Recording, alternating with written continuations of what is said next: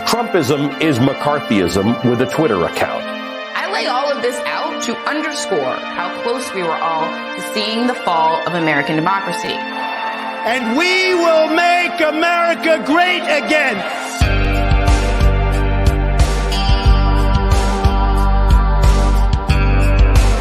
As long as we are led by politicians who will not put America first, then we can be assured that other nations will not treat America with respect, the respect that we deserve. The people in this part of Ohio have watched as the political establishment killed their towns, shipped their jobs overseas, murdered their kids with opioids, destroyed their families, and entirely abandoned them. They elected Donald Trump because he vowed to burn that system to the ground. He is a globalist, and we are nationalists. He believes in some Pax Universalis. We believe in the old republic. He would put America's wealth and power at the service of some vague new world order. We will put America first.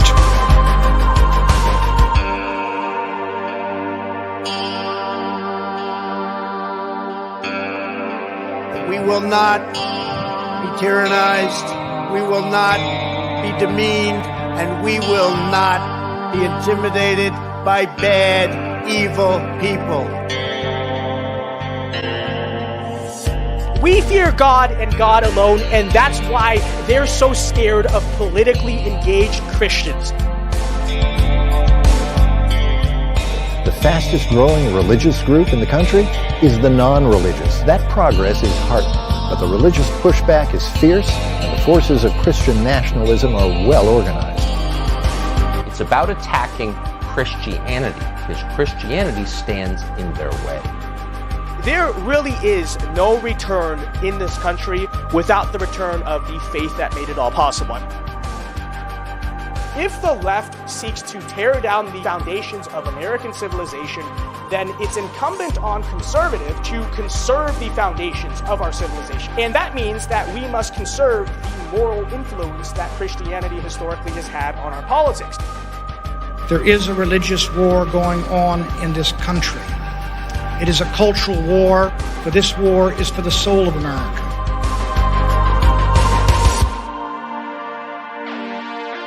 From this day forward, it's going to be only America first. America first.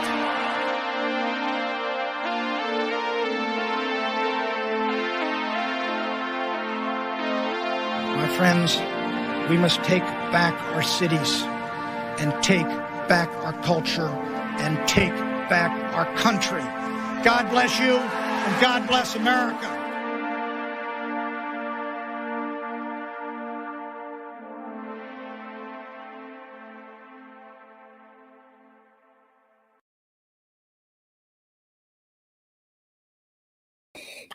Okay, and we are live, ladies and gentlemen. Welcome everybody to tonight's live stream. Now, if you are an outside observer of the channel, you may look at the streams we do and be like, you know, I feel like every time Vince does a political test of some sort, it's because he doesn't have any content to stream about, and it's basically just like a filler stream for something to do on stream. And if you are an outside person who observed that, you would actually be, in fact, correct. That is so true. But anyways, guys, it's just true. Listen, the news has been, I wouldn't say the news has been boring, but the news has been very repetitive, frankly. And there's just no good content to react to. So what do we got to do? We got to do the political test. So ladies and gentlemen, tonight on stream, we will be taking what is actually, in fact, my favorite political test of them all, which mainly because I feel like this is the only one that isn't stupid. There are a few vague questions on this one, but number one, this is a test, right values. Okay, it's not 8 values, it is right values. Part of the reason I say it's one of my favorite ones is because it is actually tailored to right wingers, so it doesn't waste time asking these very broad, strange questions that like a leftist and a right winger might totally misinterpret to mean different things. And then number two, I don't know. Some of the questions are not the best, but it's really the only one where I've looked at and not been the whole time like, what do these questions even mean? And it's so true. So hopefully we will get an actual accurate result. I don't know, fun stream content. Why not? Let's do this. Okay, why not? Let's just get right into the test. But anyways, guys, if you're watching right now, be sure to leave a like on the stream. And I assume people are not new. But if you are new, be sure to subscribe as well. But if you're not subscribed, be sure to subscribe. And be sure to turn on post notifications because, YouTube is YouTube. But anyways, all right, let's get started with this. You will be presented with a series of statements. For each one, click the button with your opinion on it. There is a language picker in the top right. If you wish to use the site in another language, yes, I believe I would like to use Swahili, if that is... Okay, they don't even have that. Okay, never mind. All right. All right, question number 1. Question number 2. I didn't want to get into too much of it because of TOS. Okay, question number 2. A crackdown on pornography is beneficial to society.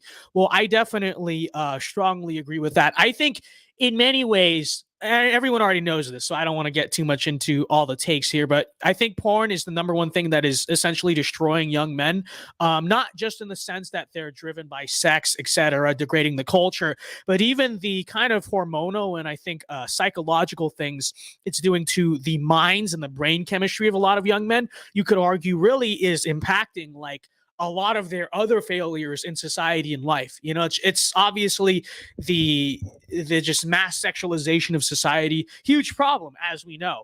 But, I think we have a tendency to think that just exists in its own bubble.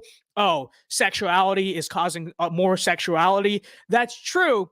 But it goes way further than that. I think it's the fact that, you look at the depression rates, and really just, I'm not even a smart enough social science person to know all of it, but really just the way young men behave and act, and, maybe their social skills are not as adjusted as the people before them, their grandfathers, etc.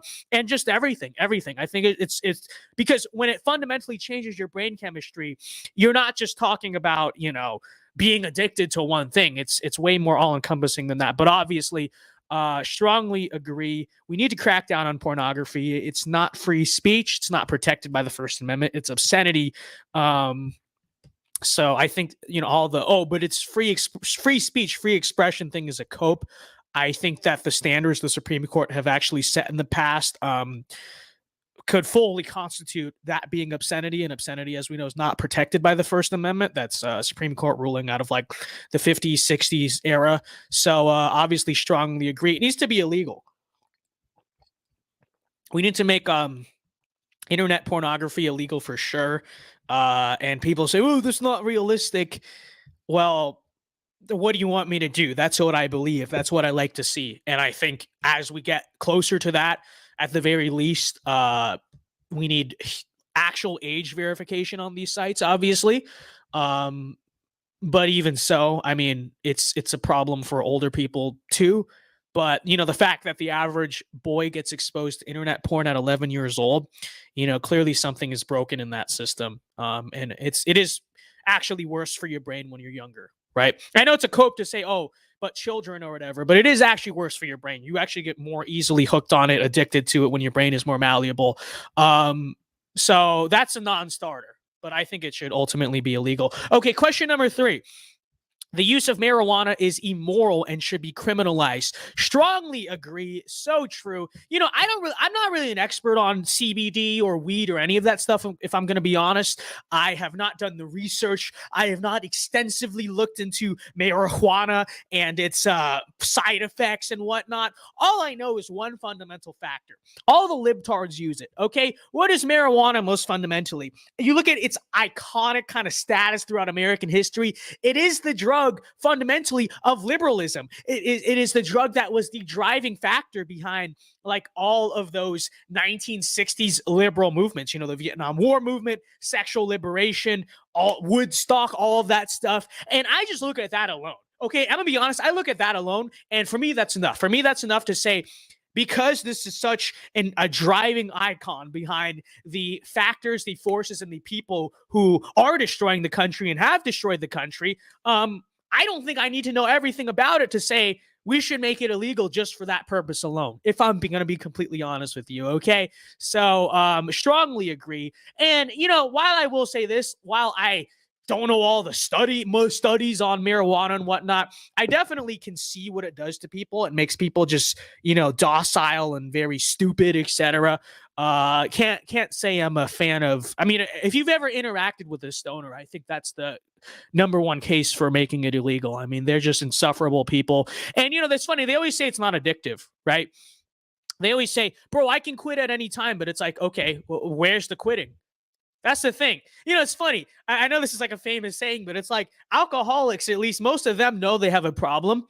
Marijuana people, they're all in denial, which is like the number one symptom of like a person who is strongly addicted is they're in complete denial about it. But that's what they always do. They're like, no, bro, it's not addictive. It's good for you. I can quit at any time. Yet they do it every single day. But apparently it's not addictive. They can quit at any time. Okay, then quit. Then try doing it. Go like 2 to 3 weeks without it. They won't do it. They won't do it because it is addictive. And it's just not good for you. It destroys your brain cells and unironically can destroy your brain, especially people who do it when they're young, which I feel like most potheads these days start in high school. Destroys your brain cells, can literally give you actual schizophrenia, like not meme right-wing schizophrenia that we make fun of because it's funny, like actual schizophrenia. I do know that about weed. I don't know everything about it. Some pothead might come like, oh, no, bro, because, no, that's not true. That's the industry, whatever. No, I don't care. Okay. It's illegal because it's cringe. How about that? Okay. I disagree with most of the values that progressivism advocates. Will strongly agree. That's a non-starter. Abortion is murder and should be criminalized in most or all cases. Strongly agree. Obviously, gender is a social construct. Strongly disagree. It's not a social construct. It's a biological construct. It's a natural construct. It's a divine construct. But it's definitely not a man-made social construct for sure. Although I guess when you really think about it, gender, it shouldn't even be seen as a thing because it's not separate from sex, but whatever. You know what I'm saying. Okay. I support 3rd/4th wave feminism. I do not support any wave of feminism, so of course not. I support criminal justice reform in my country. Okay. I'm going to say disagree with this. Because I think the very premise of saying you support criminal justice reform, I mean, are there things I would change about the justice system? Yeah, I think we could all agree. But the term criminal justice reform basically universally is meant to apply to like just people who want to let criminals off easier or decriminalize drugs.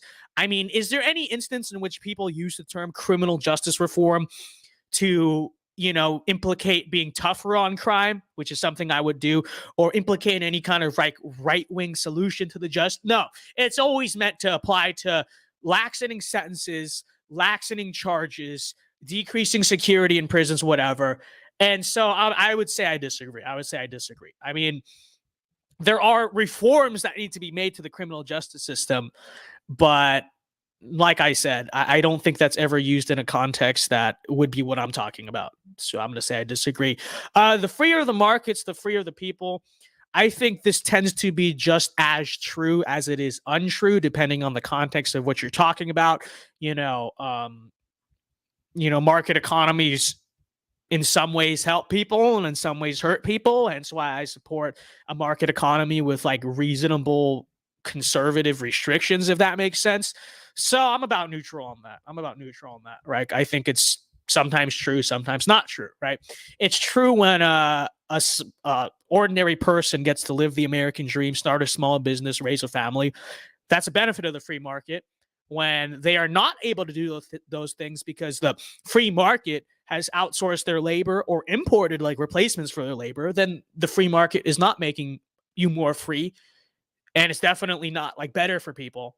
So, really, I think it's a neutral on that statement, not anti-market, but I'm not completely, totally pro-market all the time. Is this stream going to be available to later to rewatch? Most likely. I don't think we're going to go off the rails. That's what I'm trying to do. So, it should be fine. Economic regulation causes economic stagnation and the overall reduction of productivity. I think that's usually true, I would say. I do think some regulations are necessary, but, in terms of like just the production of the economy, most of the time, yeah, regulations will restrict the production or the efficiency of an aspect of the economy. Sometimes that's a good thing. But I think the statement itself, I would say I agree with that. It's usually true. Insurance should be used voluntarily by individuals rather than welfare. I'm neutral on that. I don't even really understand what that means. I do, but I don't know. Okay, I don't know. I'm just putting neutral. The gain of companies within the market directly correlate to the gain of the individual. I disagree with that. I won't say I strongly disagree because, it's in a sense true. Like if you're working for a company and the company's doing well, you're going to do better, presumably, right? So I'm not going to say I strongly disagree with that because it is true in some regards, but in the totally like Lolbert regard of, oh, well, if, multinational predator monopoly corporations are benefiting, and even if it's at the expense of the soul of America, no, you're better off because Mo Walmart can sell you, can come into your small town, monopolize, drive every mom and pop shop out of town and be the only employer in that place alongside the Dollar General. That means you're free. That's America, bro. That's ridiculous. Of course not. So I will say I disagree with that.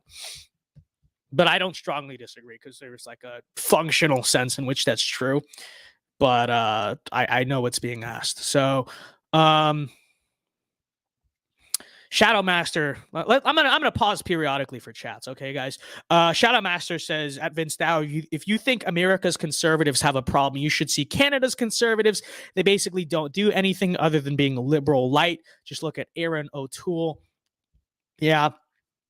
Canada's conservatives are not even conservative, which is strange because we have a lot of Canadian viewers. That's what's weird, right? Unironically, have a lot of Canadian viewers, and a lot of like mainstream conservatives do. It's just interesting that never translates. I think it's because there's a large share of like more Americanized Canadians who fully subscribe to all of our ideas and stuff. But it's almost a detriment because they care more about our politics than their own, or are more invested. But then I also understand it because it's basically hopeless, like numerically speaking. So I don't know. I do understand it though. I do understand that Canadian conservatives are like neocon at best. Usually they're not even neocons. Usually they're just like Obama circa like 2011, 2012 is what I would say. What do you think on Russia and Ukraine? Maybe we can talk about that when we get to the foreign policy stuff. Okay, continuing back here. Government is a bigger cause of economic inequality than capitalism is. I guess I slightly agree with that. I don't know. Slightly, sure. Economic regulation is necessary for a fair and equal society. Well, see, I agree that economic regulation is necessary, but the premise of, like, I don't believe, but not for the purposes of equality, Fairness, sure. Equality, I don't believe in the concept of equality. I believe in hierarchy. So I'm going to put like slightly agree, I guess. Some regulations obviously are necessary. I don't like the premise that it's necessary for equality. I don't buy that. I'm a hierarchical person. I don't believe in equality, quote unquote. But fairness, sure. That's fine, I guess. I prefer a planned economy over a market economy. Strongly disagree. And, I will say, I think to the populist, nationalist side of the right that, would say otherwise, I think that's basically a LARP. There's people who are like, what if we just abolished markets and basically had like a right-wing socialism or like a right-wing, what do they call it, like distributism or whatever? I think that's a LARP. I think that is not really reasonable, or and I don't think it would function well. I don't think it would work. You know, I still do think that market economies have uses to them. They're the most efficient way to allocate resources. I just don't worship them as some god that can never be infringed upon. I just see it as a utility. Hey, this is more efficient. This works better for people, etc. But you know, people who say, "Oh, we need right-wing socialism," or what if we had like basically like communism, but instead of like far left social view on things, we had like a right-wing nationalistic culture, but it was like socialist. Actually, someone did think of that before, but like ironically, I don't agree with that, right? I do think that market economies have their uses. I just think they need to be reined in and controlled, right? So strongly disagree. It is necessary for the government. Who is texting me? It isn't. Sorry. It is necessary. Let me turn off my ringer here. Okay, sorry. It is necessary for the government to intervene in the economy to protect its consumers. Sometimes I strongly agree with that. I mean, you know, it'd be kind of useful now. It really would. Big tech, the food system, the fact that, you know, we're basically being fed poison by our corporations. Most countries in Europe ban a lot of these like fake colors and chemicals and all this stuff in the food, our food that the FDA literally approves, all of it. So, you know, seed oils, all that stuff. So that, you know, that would be kind of useful. It'd be kind of useful to, you know, rein in corporations so they stop being globalists, etc. But, you know, we don't have that. And of course, to intervene, that would be socialism, quote unquote, according to some sides of the right. But obviously, it is sometimes necessary, frequently necessary, I would say.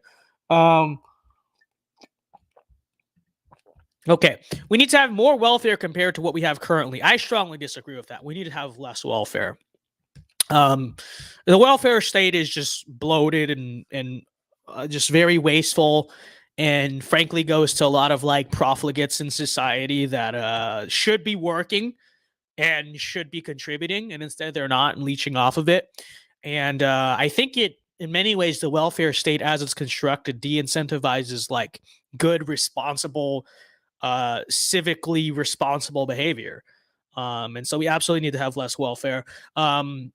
Would I maybe support things like financial support if you want to have a family or incentivize certain good behaviors? Yeah, I would support those, but not necessarily or not nearly to the cost that we currently are operating them at. So yeah, we definitely need to cut back on the welfare state by a lot. And rein in the debt a lot anyway. Okay, the minimum wage should be increased. I generally disagree with like minimum wage stuff. Just think about it economically. I don't really care about this issue a whole lot, but like economically speaking, if a company is stuck at your wage at a certain point and then they raise the wage, what's going to happen? They raise the minimum wage, what's going to happen? So either some people will benefit, I guess, because their labor is worth that, but most people are actually going to lose out because the company only has finite amount of money. You know, so if you raise the wage, that means they're going to have to cut your hours or look for more skilled labor or whatever. I don't know. I don't think it's really that smart, you know, at least I just don't. I don't think it needs to be raised. Okay. The state should be abolished. I strongly disagree. I don't think that needs to be explained. Does that need to be explained why I don't believe the state should be abolished? You know, I think I mean, I will give a new take on that. I think that's unbiblical. You know, people will point to Romans, which obviously that's one example. But I think the other example would be the fact that government itself, people always say, oh, well, governments and like leadership and hierarchy, that has to exist because of the fallen state of man. Because man has fallen, therefore, we need to have governments to rein everyone in. And that's not true. That's actually not true. The concept of government and of leadership and of hierarchy actually predates the fall of man. It predates Adam and Eve taking the apple. Okay? Because, I mean, what fundamentally was in the Garden of Eden, what fundamentally is in the kingdom of heaven, it's a monarchy. It's still leadership. There are still rules. There is a leader. There is a monarch, that monarch being God, right? But fundamentally, you know, what was Adam and Eve taking the apple? What was Satan and his angels rebelling against God? Those were rebellions against what? The established order, the established hierarchy. You could say the government, if you want to call it that. And I think the term actually does apply because it is a kingdom, right? What is heaven? Heaven is a kingdom. Okay. So I don't think the concept of government itself is a product even of the fall. I think it's just because of the fall, we're never going to have any perfect system or perfect government because human nature taints the perfection of the concept of government, right? But I would say it's human nature that makes government imperfect, not that human nature is imperfect, therefore we need government. Okay, so it's a ludicrous idea. It's ridiculous, and you know, that's basically the argument I would use. I know there are like Christian anarchists out there. I don't think that biblically. I mean, I think, you know, Romans. Okay. That people will point to that a lot, but I think even if you want to think about this like on a grander conceptual scale, like the very premise itself it doesn't make sense. It doesn't make sense. So definitely do not abolish the government. Why is the chat so behind? This is weird. Okay, I would rather have a constitutional monarchy than an absolute monarchy. Huh. I have to think about that one, actually. It depends on who's the monarch and who's writing the Constitution. Okay, so let's just treat both as if like I'm the monarch. Okay, because it's like if I were the monarch, I wouldn't want the Constitution written by some guy like 200 years ago to get in the way of me doing something that is important or effective. Like that would be kind of annoying. But then if I was the monarch and I got to write the Constitution, if I was the one, I should say, if I was the one who got to write the Constitution, then I could set the right precedent so that a future guy can't just, you know, do whatever. So it's, you know, really, it's like I said, it's fundamentally, it's a question of if it's a constitutional monarchy, do I get to write the Constitution? In which case, yes, I will write the Constitution. I will be the monarch, and then I'll pass my Constitution down to everyone in the future. I'll take that constitutional monarchy. But if I'm the constitutional monarch after like a long train of secession and some guy like 400 years ago wrote the Constitution, then I don't know if I would like that, unless the Constitution is really good. So, Noah Boy for $10. Thank you very much. He says, I got constitutional monarchism, but this test isn't very good. Paleocon 96, civic nationalism 96. Thank you for the 10. We will see what we get. So, well, you know, I don't know. I guess like the British Empire was technically a constitutional monarchy, right? It got more constitutional over time. It got more democratic over time. But like, you know, 1700s, 1800s England, I don't think it's that bad, right? Like I could be the monarch in that system. That would work fine for me. We could have the Magna Carta. That's fine. So I guess I'll say I agree. I agree with that. Although, you know, it's really not that principled of a question. It's more of like a practical response from me. But like I said, if we're talking like 1700s British Empire and I get to be the king, I'll take that. Okay. I support a constitution that limits the state's power. Again, assuming good people are writing it. I mean, sure. I mean, I think that's fine. I think it can be good, especially like I said, if there's good people writing it. So I'll say I agree with that. Rights are inalienable and natural, as the government is not the source of our rights. Strongly agree. Because rights come from God, blah, blah, blah, you know, obviously, as everyone says, which is funny because every time people say that, I feel like one person means something totally different from the other person, and it's like this kind of it's just something every conservative says, and nobody knows what we mean. But I agree with the statement. The state can best be defined as a monopoly on violence. I strongly disagree. That's like just a cringe libertarian statement. Like, oh, all the I can see it. I can visualize it right now. I can see the libertarian. I can see the way he looks, and I can see him saying that. I can see him saying that. Okay, bro, don't. And he's probably high on weed because that's all they do. Okay, they all smoke weed. Yeah, cringe. Strongly disagree. Best be defined. That's what a state can best be defined as. Not a system by which to organize society and make a society where people can help each other and serve each other and serve the greater good and respect one another's rights and boundaries, etc. That's not what a state or a government is best defined as. Actually, bro, you know what it is, bro? It's a monopoly on violence. If you think that's what a state is best defined as, you're just a clown. That's just very unserious. So a strong government is required for a safe society.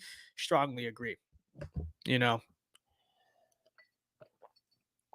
I am of the belief that without safety, there cannot be liberty, right? Because if you don't even have the freedom, if you don't even have the liberty to be, have your inalienable rights, quote unquote, just protected on the street, like you can't walk down the street without whatever, then you're not free in that society. I think if your fundamental, inalienable rights, whatever, if those fundamental things can be protected by the government, then you're not free. At all. I know there are just anarchists and stuff who disagree. No, that's freedom. No, it's not. That doesn't even make sense. You have to have, a lot of like boomers on Facebook and stuff, they always have this kind of saying about how they prioritize like liberty over safety or whatever. And they kind of take this Thomas Jefferson quote to make that case, which, by the way, Thomas Jefferson is probably my least favorite founding father. I think people like Alexander Hamilton would have said something totally opposite of that. I don't even think that's a sentiment necessarily that like George Washington would agree with. Okay, let's remember that Jefferson's the most liberal founding father. So when you take statements like that, keep that in mind. But like, even so, I don't think that statement makes any sense. And I disagree with Jefferson there because I think if a society is not safe, then how can it be free? Right? Jefferson's the same guy who wrote Inalienable Rights. But if the government is incapable of defending those inalienable rights, then where's the liberty? Where's the freedom? It doesn't exist. So that actually builds onto this next question. I prioritize security over liberty. I strongly agree with that. Because like I said, I don't think one can exist without the other. I don't think liberty can exist without security. Spare me your Thomas Jefferson Facebook post with the meme font. Okay. It doesn't actually make sense. Okay. It really doesn't. If you want to think of it like that thing in psychology, what's it called? The hierarchy of needs, right? And the hierarchy of needs, I forget which like famous psychologist came up with it, but like, it's kind of the idea. First, human beings need to be safe. They need to have safety, food, water, shelter, and then get into like the more emotional, except like that's the hierarchy of needs. I think you guys know what I'm talking about. I think too, societies have to have hierarchy of needs, right? So the very bottom, the very foundation of that pyramid is security. It is safety. It is, the basic order. And only built upon the foundation of that basic order can you build a greater pyramid where you get to things like art and culture and civilization and, you could say liberty. But, I prioritize security over liberty because without building that foundation of the pyramid, which is safety and security, there's no such thing as liberty. It's an impossible state of existence. So, strongly agree. I prefer a unitary state over a federal state. I'm fairly neutral on this. I think in the United States, a federal state makes the most sense. It's a big country. It would be, frankly, quite difficult to governed by one federal government. But it's like if you have a tiny country like Swaziland, right, in like South Africa, or like, I don't know, Vatican City, what are you going to divide that up? Just govern it by unitary. It's more efficient. You don't need that, So I really think it's just a matter of what the country needs, what's best for the country, in the current state. So I guess I'll just say I'm neutral on that question, because I guess I could say I disagree because I support a federal state in America, but that's more of a practical sense. Hey, it's a big country. There's no way a unitary single government's going to be able to administer to all of the country's needs. It's really more that than a matter of like, oh, well, it has to be federal because of whatever principle I have. Like, I don't think so. Okay. Liesel says, I thought we already did this. You're just remembering wrong. That's just you're psyoping. That's just not true. Okay. Theoretically, a morally good dictator would bring more good than bad. I agree with that statement. I don't know. What do you want me to say? Imagine if I was in charge. I would bring more good than bad. This is true. Now, part of the reason why, it is the most sustainable, I guess you would say, to have things like constitutions and Magna Cartas and whatnot is because of the fact that, men are fallen. Therefore, even when you do have good autocrats, they're inevitably going to, be imperfect, but even to the extent to which they're good, going to eventually descend into not so good autocrats just because of the fallen state of man or whatever. So, that's the limitation on it. That's the nuance to it. But in an absolute bubble, if we had a czar or a Caesar or an autocrat who was just like, he was just epic, like he was just doing everything right. Again, theoretically, then yeah, that would bring more good than bad. And I think that reflects how I really feel about governments and governmental systems, right? Like, I think there are certain systems that are just objectively bad. It's like if you were to take a giraffe, okay? If you took a giraffe and said, we're going to make this guy the king and we're going to let the giraffe make all the decisions, that would be an objectively stupid governmental system. Like that doesn't make any sense. That's a horrible idea, no matter how you slice it. But I think for the most part, the way I usually see government is I don't have one governmental system that I idealize. Like, oh, if only we had this type of republic or this type of monarchy, everything would be perfect. I don't view government like that because I think that societies are different. They are unique in their own rights, certain societies. And so they're going to need certain systems that will better administer their needs at a certain period in history. And then number two, like I brought up earlier, because of the fact that man has fallen, I don't think there's going to be a perfect system of government anyway.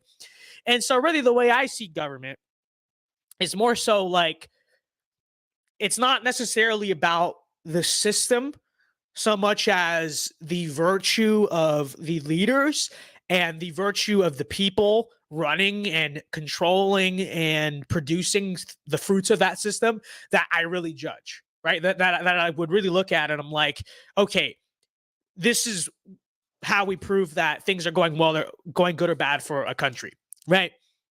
Because frankly, I think when you look at the arc of human civilization, I know what we're taught in school, okay? Well, the reason the founders set up the Constitution in our government, in our republic, which, I think is good, but the reason the founders set it up is because that way we can kind of restrict the issues that monarchies have, where like the quality of leadership inevitably goes down because, just man has fallen. And so the state of great leaders just declines, right? We're taught the reason we have a constitution, the reason we have elections, the reason we have elected officials instead of monarchs and autocrats is because our system can avoid those problems by picking the best person for the job or whatever, whatever they say, but I still don't think that's true. I still don't think that's true because, I mean, you look around today, the founders did leave us behind the Constitution, but what still has happened, the same thing that happens to monarchies and all other societies. And what has happened is that because of the fallen state of mankind, as, just the natural kind of cycle, rise and fall of civilizations comes and goes, as our people become less virtuous and less capable and less exceptional and less moral, the system is just getting worse and worse. Even with the Constitution, with all of its checks and balances and limits on absolute power, fundamentally the same thing is still happening that happened to Rome and whatnot, right? Even though the governmental system was different. And so, frankly, that's how I see governmental systems. It's like, I really think it matters. I mean, obviously, to some degree, the system does matter. You want to set up an efficient and correct system that will work. But really, what determines the health of a civilization and the trajectory of a civilization is more so the virtue of the people at the helm than it is the documents that they're guided by, if that makes sense. Like, that's the way I view governmental systems. And so in America, we currently have our quote unquote democratic republic. I use that term kind of loosely because, it's definitely become more democratic over time. So I don't know, whatever you want to call it. We have our system, and it's like, on one hand, I don't LARP saying we need a monarchy, we need a Caesar, whatever. On the other hand, I don't worship the system either. I just see it as, well, here's what we practically need to do, and here's what leaders practically should abide by and follow if we want our civilization to do well. That's the way I see it. That's the way I see it, So, if that makes sense. Does that make sense? So, I don't know why the stream chat is so behind. This is weird. I don't know what's going on. It's just strange. The problem is the Constitution was destroyed. We operate under maladministration, a corporatocracy. I mean, that's true. You're not wrong. But the Constitution being destroyed, quote unquote, again, I still think that's an inevitability of, the rise and fall of civilizations. People become less exceptional. People become less moral. The, good times, weak men, hard times, men cycle, it's cheesy, but it's true. That's just how civilizations go. I think the idea that America got to be the exception of that because we set up a system a little bit different than what was orthodox, I don't really buy that. And I think you're seeing right now the same exact thing happens because that's just how civilizations go. So like I said, I think the real question should be, how virtuous are the people running the system? What do the people running the system believe? That's really the way I see it. Okay. Autocratic governments are more efficient than democratic governments. Well, they certainly are more efficient. That is one of the advantages of an autocratic government. You could say there are disadvantages. Okay, so you can come to me, but it's like you're just asking me an objective statement. Are they more efficient? Yes, obviously. Obviously, if you have a council of people arguing to make the decision, whereas one guy just making the decision, then the autocracy is obviously more efficient. Now, before you go crazy on me, yeah, I mean, there are maybe certain advantages of having letting multiple people make the decision. Sometimes it's worse, but like, I think the statement is objectively true. Okay, then I think the statement is objectively true. Okay, my nation's ideals are better than most other nations' ideals. Not the current ones, but the original ones. I'd say strongly agree. The enemy of my enemy is my friend. I disagree with that statement. They have this on every political test ever. I don't know what it means. Like, what's the scenario being presented? But whenever I see this question, the first thing that comes to mind is like disaffected liberalism, right? That's the first thing that comes to mind because that's just, I feel like, the greatest application of that thinking today. It's like, oh, Tulsi Gabbard or Bill Maher or some like liberal, sometimes even it's a more liberal than that. they said something that kind of agrees with what we're saying. Let's be buddies. Let's be allies. You see this all the time. And so when a political test asks me this question, I always assume this is just what they're talking about. And I don't buy that. I think to some degree, yeah, it's smart to have alliances. It's smart to build coalitions. But your friend, you need to be very careful about who your friend is, right? Because I think all these disaffected liberals have a very strong likelihood to infiltrate and subvert the conservative movement. That's not even a theory. You say that's a slippery slope fallacy. That's not a fallacy, but it's not even a theory because we've seen that already happen. That's the origins of neoconservatism itself. In the 1960s and 1970s, the neocons, led by Irving Kristol, led by a lot of others, literally came over to the conservative movement in the Republican Party as disaffected liberals. They were like, oh, we come from the left. We're liberals, but we think the modern left has gone too far. Hey, sound very familiar. They were a part of the Reagan Revolution. They were a part of what got them elected in the 80s. But then you look, Bush comes around, the fall of the Soviet Union happened, the Cold War ended, and you fundamentally see what neocons ultimately did to, conservatism.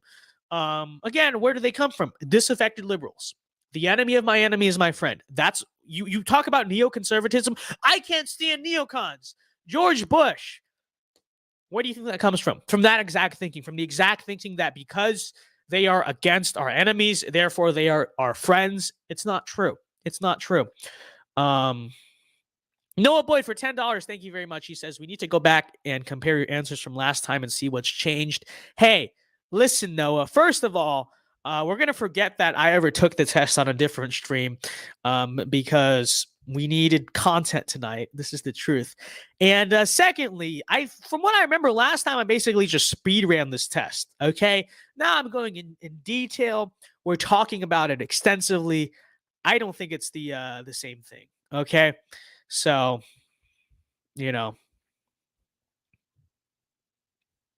Okay. Is there a red dot next to live on your end? I don't know what you're talking about. Okay.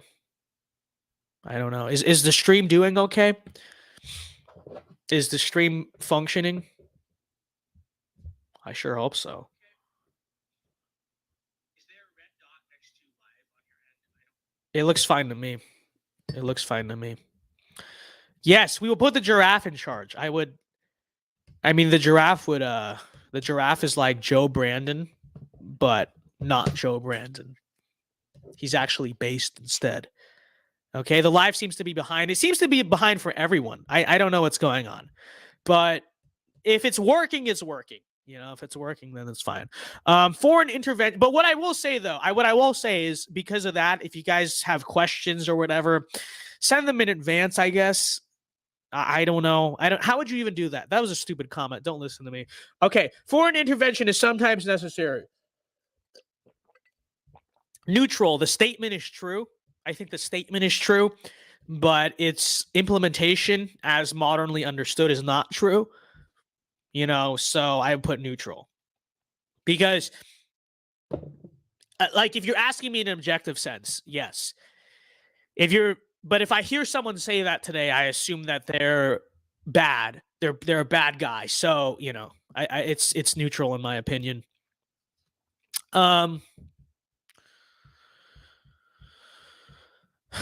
We're troubleshooting what's wrong. Some content got cut. That's strange. Yes, transcend time. Real. It's just true. You don't know how to transcend time? You must be a libtard, unironically. Okay, question 33. We're about halfway through, boys. Foreign officials have no right to dictate policy in another country. I'll generally say I agree with this. I think, I believe in self-determination. I believe in nations. When policy in one country is actually affecting another country, or Christians or something are being persecuted in that country, then maybe there are nuances to that statement. But in a general sense, I'm generally of the opinion that the nations, the people of those nations, the leaders of those nations should get to decide how they want to run their societies and how they want to structure them. And I think because human beings are not like homogenous blank slates, we're not actually all the same. Our civilizations are not actually they're not all just different but equal.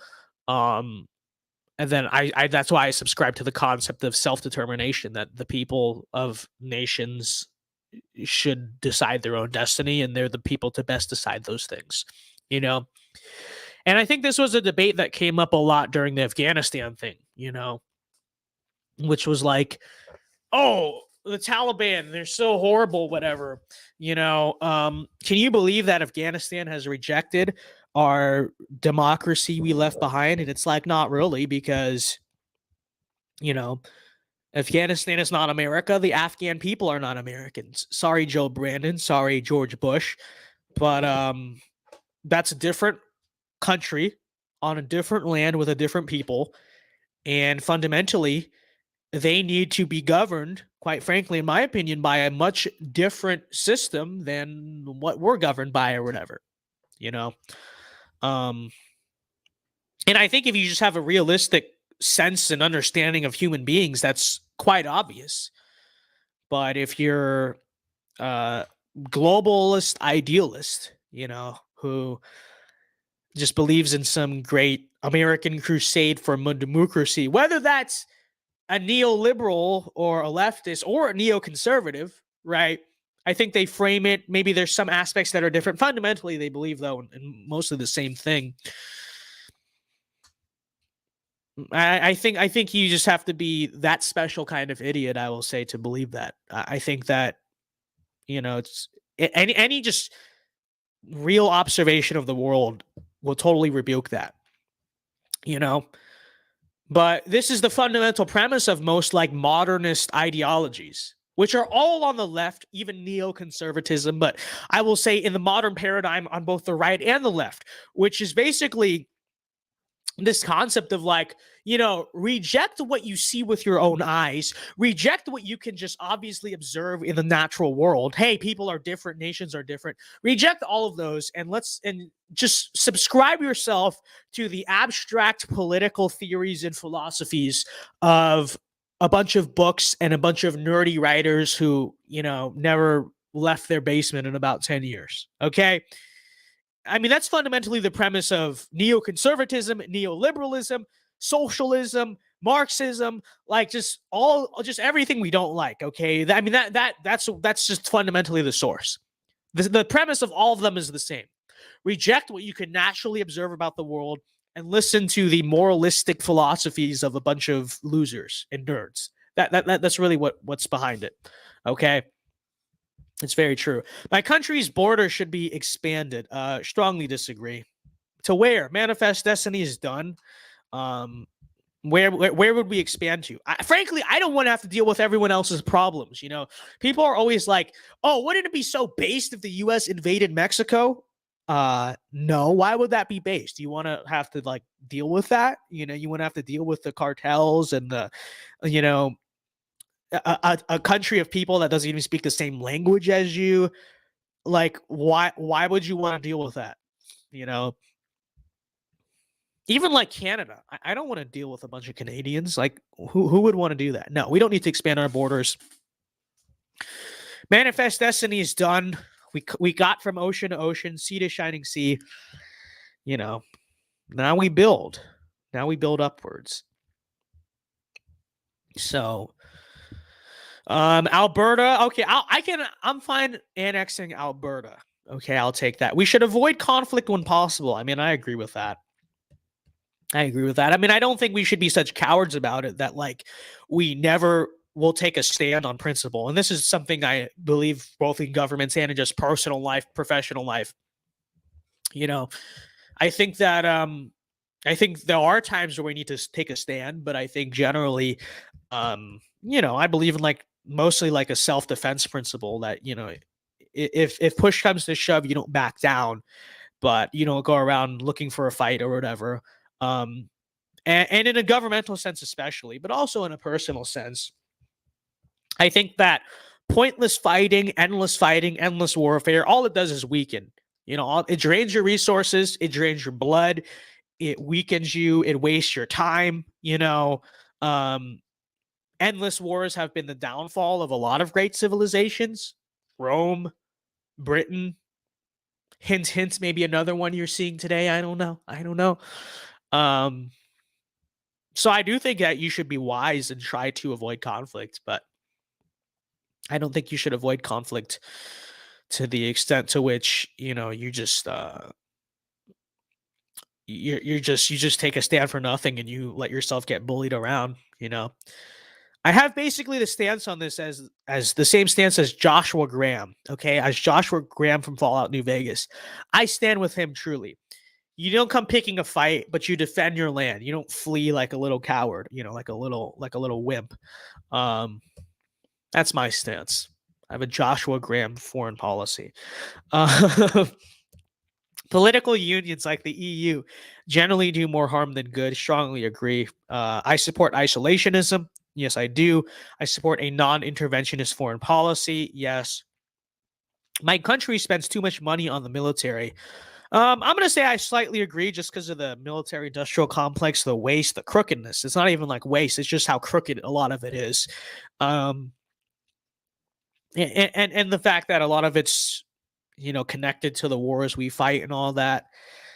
So I agree with that. I do agree with that. But I do support having a strong military. But I think there's just so many aspects of it in America that are just very crooked and just broken. I'm not smart enough to diagnose them all, quite frankly. All I know is when I just look at how crooked the defense contractors are and the fact that the politicians seem to be bought out by all the defense contractors, that's enough for me to say there's something wrong with the way the money is being spent or allocated or whatever. I'm not a genius, okay? I don't know how defense budgets work. Okay, Rand Paul can go figure that out or something. I know he has a, whole like thing shtick about it or whatever. I don't know. All I know is it's not working. It's not working correctly. Okay. My country. There you go. It's so true. My country spends too much money on other countries' militaries. What a good take. It's so true. It's so true. Okay, public schools should not advocate for any religious belief. Strongly disagree. I think that, I don't think that public schools should force religious beliefs, but I do think they should advocate for religious beliefs, right? There's a difference. A difference between forcing religious beliefs and advocating for a religious belief. And I do think schools should have Christian prayer as they used to. I do think that schools should have biblical teaching as they used to. The Bible is the most, even from a secular standpoint, the Bible is the most influential book in human history. It should be taught in school. And because it has been a force of good throughout human history, it should be taught in school in a positive sense. And I'm talking about public school, right? I firmly believe this. And I'd probably go a step further and say it should not just be taught about, it should be advocated for. But we can disagree on that aspect of it reasonably. But it should be taught in school. What else do you want me to say? And I think it should be advocated for in school. If you want to say, no, it should just be taught for literacy purposes, okay. If you're saying teach about the Bible in school in a positive light, I'll shake hands with you, okay? Let's get there first. Let's get there first, and then we can talk about that aspect, okay? Is that good? Is that good? But yeah, religion should play a much smaller role in government. Strongly disagree. It obviously needs to play a much bigger role in government, and it used to play a much bigger role in government. In terms of social policies, even to things as small as just how much our politicians try to appeal to Christians and win the religious vote. So, I think our government, and as a result of the policies they create, the country would be a lot better, a lot more virtuous, a lot more prosperous, if the Christian religion played a much bigger role in that government. So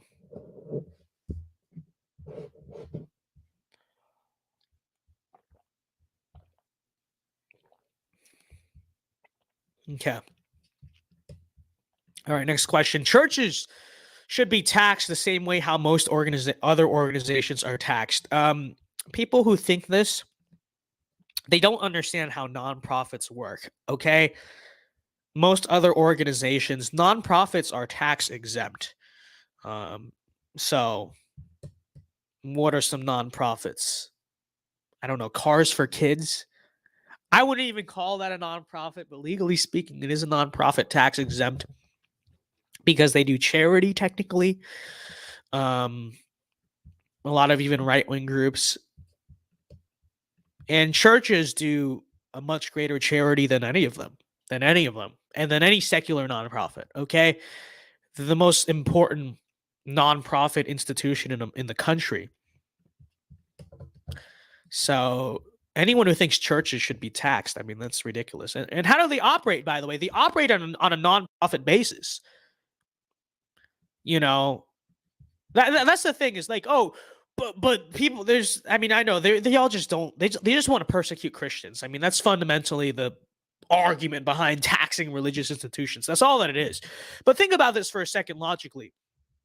It's like a church is not like a business, okay? A for-profit business, I should say.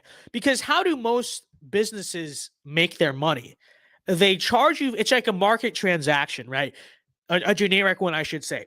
They give you a service, you pay them a set amount of money for that service, and that's what businesses are paying taxes on. Churches operate solely on donations. At least they should be. I don't know. Maybe, I don't know if there's churches that charge you at the door, to come in on Sunday.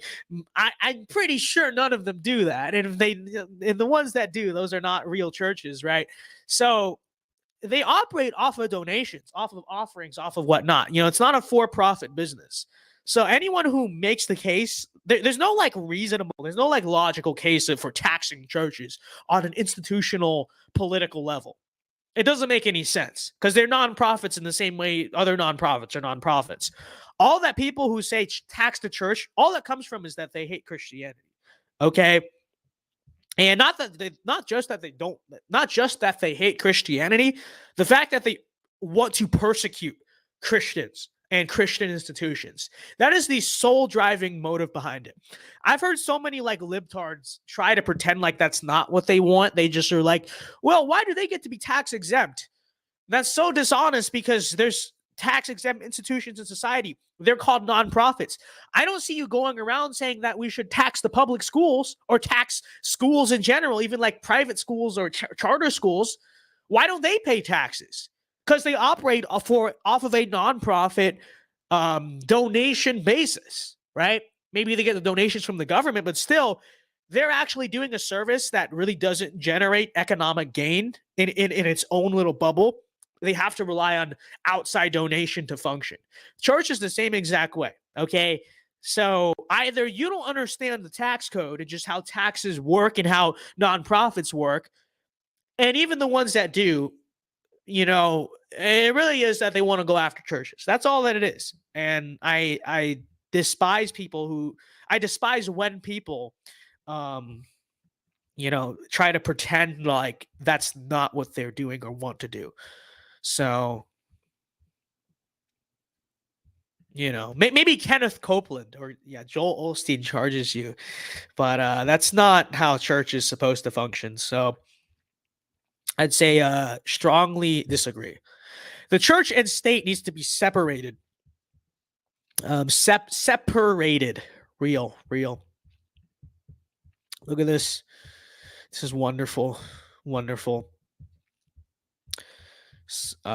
Making typos to own the libs. It's so true. So I would say on this question, the church and state needs to be separated. In an objective sense, talking about the principle of it, not what it currently is supposed to mean nowadays, I'd say that the church and state need to be separated to some reasonable degree. So that way the church is able to do the functions of the church, right, and operate as the church without the conflict of interest of operating and managing the state interfering with the function of the church, right? So that's where I would say the church. That's why I would say there needs to be a reasonable, in an objective sense. And I'm going to get to what people currently understand it to be in a second, because I think in the way it's currently understood, I disagree. Like, people just think, oh, church and state. Well, that means Christians can't do politics. Like, that's obviously stupid. But if we're to separate from the modern connotations and talk about it objectively, I think the church needs to be reasonably separated to the extent to which it can perform its own functions and not be restricted by conflicts of interest of political power, etc., but not so separated from the state that it has no influence on the state, that it has no influence on politics, on government, on the state of affairs in that society, right? If that makes sense. So I don't think it needs to be totally separated from the state, but I think it needs to be reasonably separated so that way, because what do political interests fundamentally do? They corrupt, right? And so I think when you have like a very direct state church, that's inevitably going to happen, right? You know, it just causes a lot of problems. And I think you lose the gospel a lot of the times in the process, right? If the church is too close to the state. But I think it should be still close enough, not totally separated, close enough to the state where it has the power to advocate and push for, you know, better policies, Christian policies, and better virtues and morals in that society, right? But I'm going to answer this question assuming they kind of mean both the objective sense of, well, what do you think about it, and also the modern connotation. So I'm going to say that I disagree that the church and state needs to be separated. Not strongly disagree, because I think there is a sense in which it is true they do need to be separated, but disagree with what people interpret it to mean, and then disagree in the sense even that it needs to be totally separated. I don't think it should be totally separated where the church is not involved in politics at all.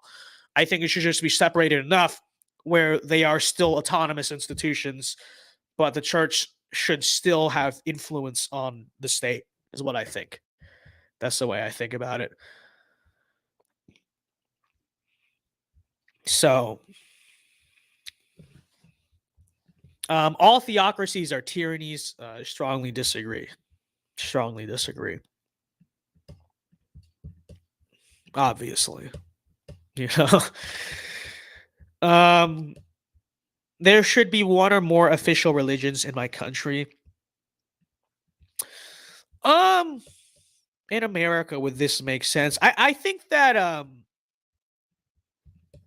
the people will say, well, the First Amendment, the founders explicitly didn't want that. But it's like, the reason why there's an establishment clause in the Constitution is because America, yes, from its inception has always been a religiously diverse country in a certain sense, but it's diverse in the sense it's very diverse in terms of its Christians, right? You know, especially you look at the founding of America, most were like Baptists, but then you also had like Puritans, you had a lot of Calvinists, you had like one colony of Catholics, so one or two colonies of Catholics, you had the Quakers, and you had some like deists, you know, that was mostly more of the founders. Most of the actual population weren't really like that. But so, you know, I would say in the context of today, it would be beneficial to at least declare like non-denominational Christianity the official religion. It's a LARP, it wouldn't happen. But you know, I think that if we were to do that, at least it would clearly express finally that this is a Christian nation. And, you know, the point of the Establishment Clause, you know, has always been misinterpreted. Its actual purpose was to, you know, differentiate, not let Christians attack other Christians, more so than just, well, actually, they wanted a country full of every religion and every non-religion on earth. Like, I don't think that's what the founding fathers intended. I don't think that's what they wanted. And so maybe in the context of today, it would be beneficial to at least declare Christianity to be the religion of America, right? So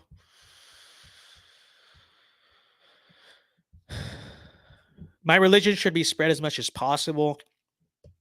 Strongly agree. That's like the basis of my religion, is that it should be spread as much as possible. My nation is inherently a religious nation, at least historically. Strongly agree. We talked about that already. Secularism is unhealthy for society. The sign fell. Wow. The tape has been peeling like all day. That is. I'll just fix it later. I will just fix it later. Oh no, boys! It's so over for American virtue. The sign fell. It's literally so over. Why am I losing my voice? I don't know. This is the $1 million question. What's happening to Vince Dow's voice? It is slowly dissipating. Very strange. Okay, secularism is unhealthy for society. Back to this question. I mean, this is obviously true, but I think there's this very obvious lack of just pure like human decency and morality that you see in America today. People will look at these videos of, elderly women just getting like beat. It's like just stabbed on New York City subways, and people like who, there's people who like push them into the subway and just assault people for no reason, and school shooters. And just all this just like nonsensical violence because, murders have always been around. Obviously, crime has always been around. But, historically, at least most crime that you usually see or usually think of is driven by some type of profit incentive. I think what you're seeing increasingly, and not just by the way in violence, just in the way people treat each other, is just this total lack of morality, And whenever people look at it, there's a tendency to come up with secular answers. And don't get me wrong, yeah, Democrat policies are not helping the situation. Okay, not having law enforcement and not having law and order is just, not helping the situation. Okay. But you know what I think fundamentally when I see that is that we are a godless society is what it is. Those are the fruits of a secular society. Without any objective moral code and, reason to care about one another and love one another. You have a society of, at best, selfish people, selfish, self-interested people, and at worst, people who literally just want to cause pain and destruction. People who literally just want to push a woman into the subway tracks for literally no reason. Like literally there's no reason to do it. They don't get money out of it. They don't get gain out of it. Gain? Okay. Sorry, I it sounded like I said they don't get gain out of it. But they do it anyway.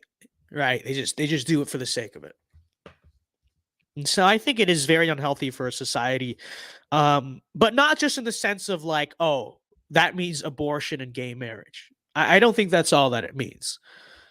I think it means people stab each other on trains for no reason. Like, I think that's also what it means.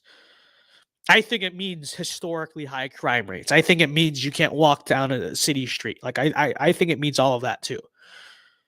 And I think you can trace all of that to secular society, because it's always been there. But why, people say, oh, it's always been there. Yeah, but it's never been this bad. Everyone knows it's gotten worse. Especially, I'm like, only almost 20 years old, and I have seen the quality of just human behavior degrade in America. But if I see it that way, if I'm like, when I was like a little kid, I swear people were just different. Then, think of how it was for people who grew up in the 50s and the 60s who are older, the boomers, the Gen Xers. Everyone observes this. Everyone knows this. So don't come to me with your copes of like, well, it's always been like that. People have always, people have gotten worse. Even liberals, if you get them to speak honestly, If you get like a Democrat voter to speak honestly, they will also say there's just something that happened to our country that, like, I don't know, like people just used to have this sense of community and they don't have it anymore, and there was just more trust in one another. It's real, it's true, everyone knows this. Okay, try to debunk me with your statistics all you want. Hey, the crime rate actually goes down over time. Well, now it's going up again, so explain that. But like, you know it's true. Okay, everyone knows it's true. Everyone can observe this, okay? So don't pretend, number one, like the problem I'm diagnosing is not real because it's not quantifiable or it's not quantitative. Like, get out of here. You stop being a nerd. You know it's true. Everyone knows it's true. Everyone talks about it. But, you know, once we at least can acknowledge that this is a real thing, like just the quality of human behavior just continues to decline in America, then we can talk about the root cause, which I firmly believe at its core, there's a lot of reasons. But if you want to trace it back to like square one, you know, is it such an accident? Yeah, I know there's other reasons. Oh, globalization, break apart of the family unit. What causes that? Democrat policies, immigration. Like, yeah, that's all true. But fundamentally, you know where it most basically comes from? It comes from that. Okay, Andrew M. for the Canadian 5, thank you very much. He says, atheist Sam Harris said society will get better when we use reason to abandon God. But look at all the moral decay in America. Sam Harris is wrong. It's so true. It's so true. You know? Yeah, how you know, how's that been going for us? How's that been going for us, you know? It's very true. Thank you for the 5, Andrew. And 100%. Okay, secularism is unhealthy for... Oh, wait, sorry. We were on that question, my bad. So obviously, I strongly agree with that, you know? Yeah, we've had like several decades of libtard reason, quote unquote, increasingly becoming more and more prominent. I don't see society getting better, you know, at least in an immaterial sense. People will say, well, but the cost of living, the average life expectancy, you know, all this stuff. Which, I don't think you can attribute that to liberalism. I think you just attribute that to like natural human innovation. Okay. But also, number two, doesn't measure really the health or the wealth of like the soul, really, you know? And that definitely continues to decline. And, you know, you can pretend all you want like that's subjective or whatever, but you know it's true. Everyone knows it's true. You can just see it all around you. And your everyday interactions, everyone knows this is true. So you can stop pretending otherwise. Half of you people who think this live in a city where literally everyone is rude and horrible to each other. So and you have to like watch your back when you go out at night and all that stuff. Well, you know, again, why do you think that is? Why do you think that is? So, you know, if I can vote, I would consider the candidate's religious beliefs when voting. Strongly agree. Although for me, you know, that's, I mean, I do consider it, but the biggest question I think of is not like the individual candidate's belief, more so than like, what will voting for this candidate yield for Christianity in America? Like, will it be a net benefit or a net negative? And that's really the decision. I mean, I think about it, but that's ultimately the decision that I like really make, right? Because, you know, people always try to reject a lot of what, quite frankly, are effective right-wing politicians because of concerns of character or whatever, you know, and they say, well, how is it Christian to support Donald Trump or Matt Gaetz or whatever, you know?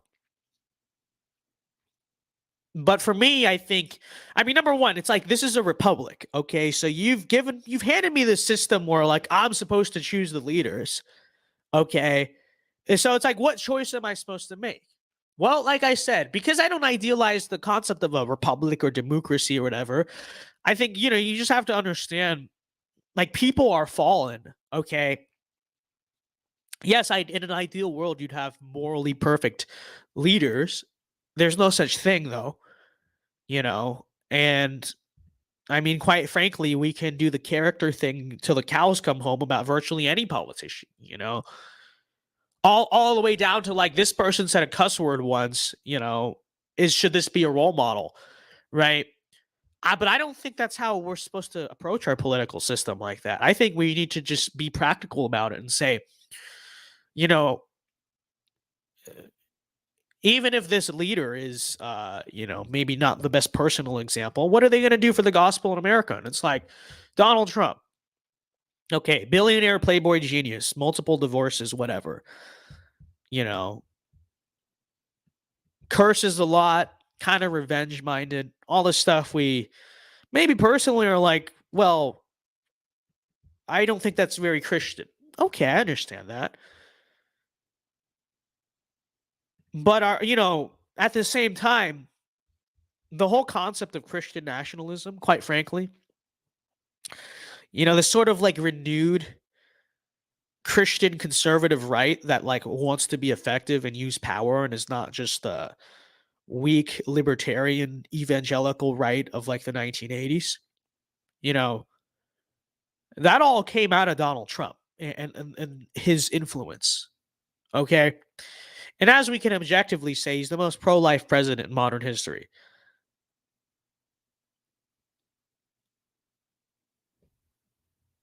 It was either that or we had Hillary Clinton as president, who we already know the story there.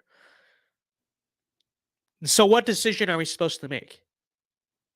I think the decision is obvious, And so that's why I do consider religious beliefs when voting. I think it matters. I think it more so matters how are they going to impact really just the church in America as a whole, right? That's really the way I see it. I think that's the way we should decide it. And by the way, I think that the narrative that like Donald Trump or even like Madison Cawthorn, is like so like morally reprehensible in comparison to all the establishment politicians who are claiming that they're immoral or they don't have ethics. I mean, I think that's a psyop, I think that even like Madison Cawthorn is far morally cleaner than a lot of his enemies. I will say that too. And but I think that's where the psyop comes from a lot of the times. It's really something that's fed down the rabbit hole of like the Republican establishment all the way down to like the mainstream corporatized, evangelical circles in America, right? So, okay, I'm losing my voice. I don't know why. Or maybe it's from the game on Saturday. Like it has less.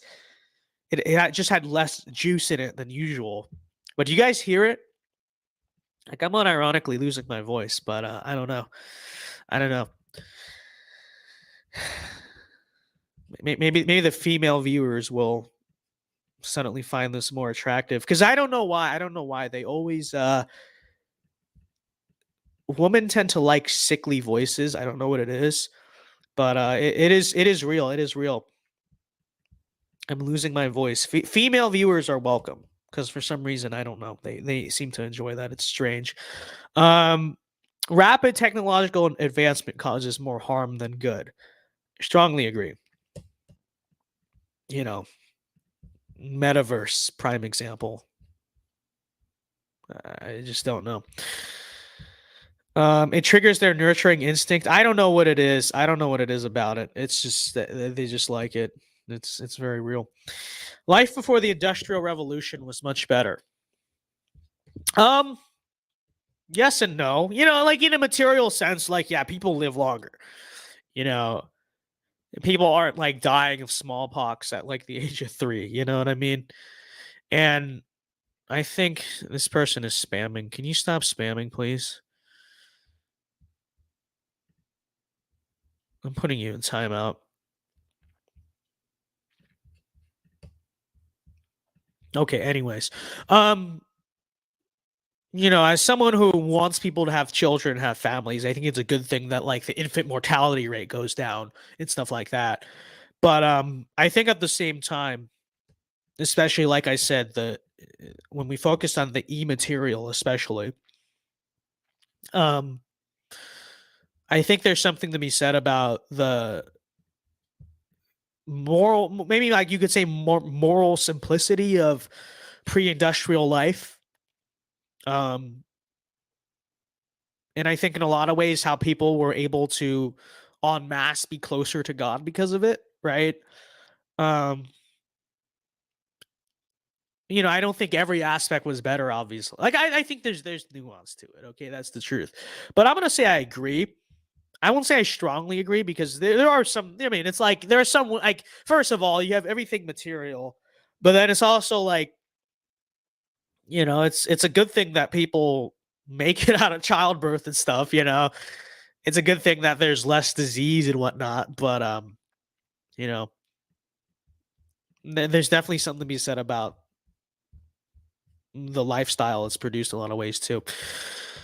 So morally, life was better, but not because of less technology. Well, yes and no. I don't know. It's a nuanced take, okay? Life in modern cities is unfulfilling due to technological advancements. That I can strongly agree with. People just become outright lazy. Myself included. We all are. I mean, when we really think about it, we think about all the things that we just don't do that people used to do. Like go to the store half the time. Because a lot of things delivered or whatever. Wash clothes. Find out information from a book and not the internet. It's just. But I think in a lot of ways, work sanctifies people, right? That's what I would say. I think God uses work to sanctify people. I think the Bible does kind of teach that. And even if we're not talking about this religiously, it's just like work makes people stronger, it makes people better, gives people greater meaning.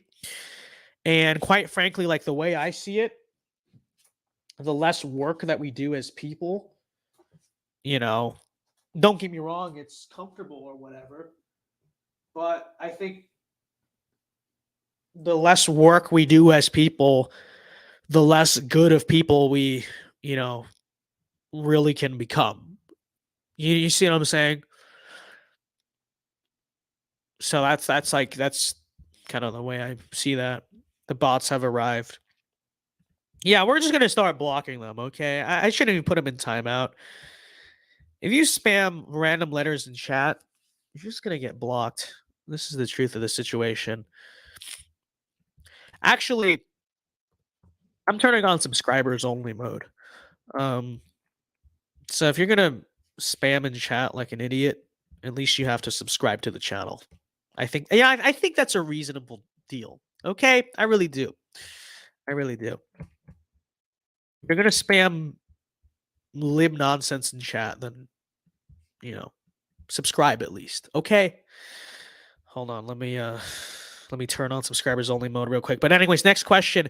If given the choice, I would reject an extension of my lifespan by centuries. I strongly agree with that.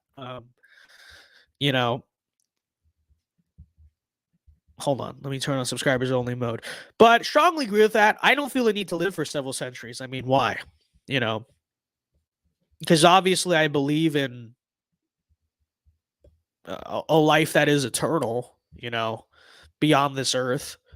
If I'm to be honest, I want to get there eventually. It's like, do I feel like I have a duty on this earth to complete first? Have a family, maybe help the country a little bit, do this stuff or whatever. Live a life, kind of live the circle of life. Yes, but I feel like once that kind of duty I feel is fulfilled, yeah, maybe sit back and enjoy the fruits of it for a few years, but that's about it. I mean, what other purpose do I have on this earth? You just live for the point of living. I mean, that's ridiculous. And also, I just think this transhumanism stuff is just going to go horribly wrong. Okay, like I think it's just going to be straight out of a movie where someone tries to live forever and it's very like dystopian and they're miserable and then they can't die or whatever. I mean, I think that's the way it would go realistically as well. You know, there are religious reasons I think that, but there's also just practical reasons. Like it probably just is gonna go horribly wrong. Can we be honest? Transhumanism in itself it's just bound to be horrible. Okay. So there's a practical sense, and then in the moral sense, in the moral sense too, I think there's frankly something satanic about like deleting your physical body and uploading yourself to cyberspace or something like that. And I also just I don't see the need. Why would I want to do that? Fulfill my duty on Earth, or what I at least what I feel like is my kind of duty or what I want to get done, I should say, and then it's done. It's done. Like that. That's the way I see it. So yes. I would reject that extension. Transhumanism, I mean, we just went into this, but transhumanism is an absurd idea. I mean, strongly agree. It's not just absurd, it's satanic. Okay? God gave us these bodies and this biology and this anatomy. And we're going to what? Upload our brains to cyberspace? Become like become a bunch of Securitrons or something? Become a bunch of synths? Why? For what purpose? I don't really know. I don't really understand it, if I'm being honest. But I know that the motive or the act itself, I find it completely satanic. So, okay. It is foolish to expect renewable energy sources to fully replace fossil fuels. Strongly agree with that. We actually talked about that on stream last week for those of you guys who were here. But, I mean, it's so true. California at the moment, they placed a bunch of watch last week's stream. It was pretty funny, or we can talk about it later.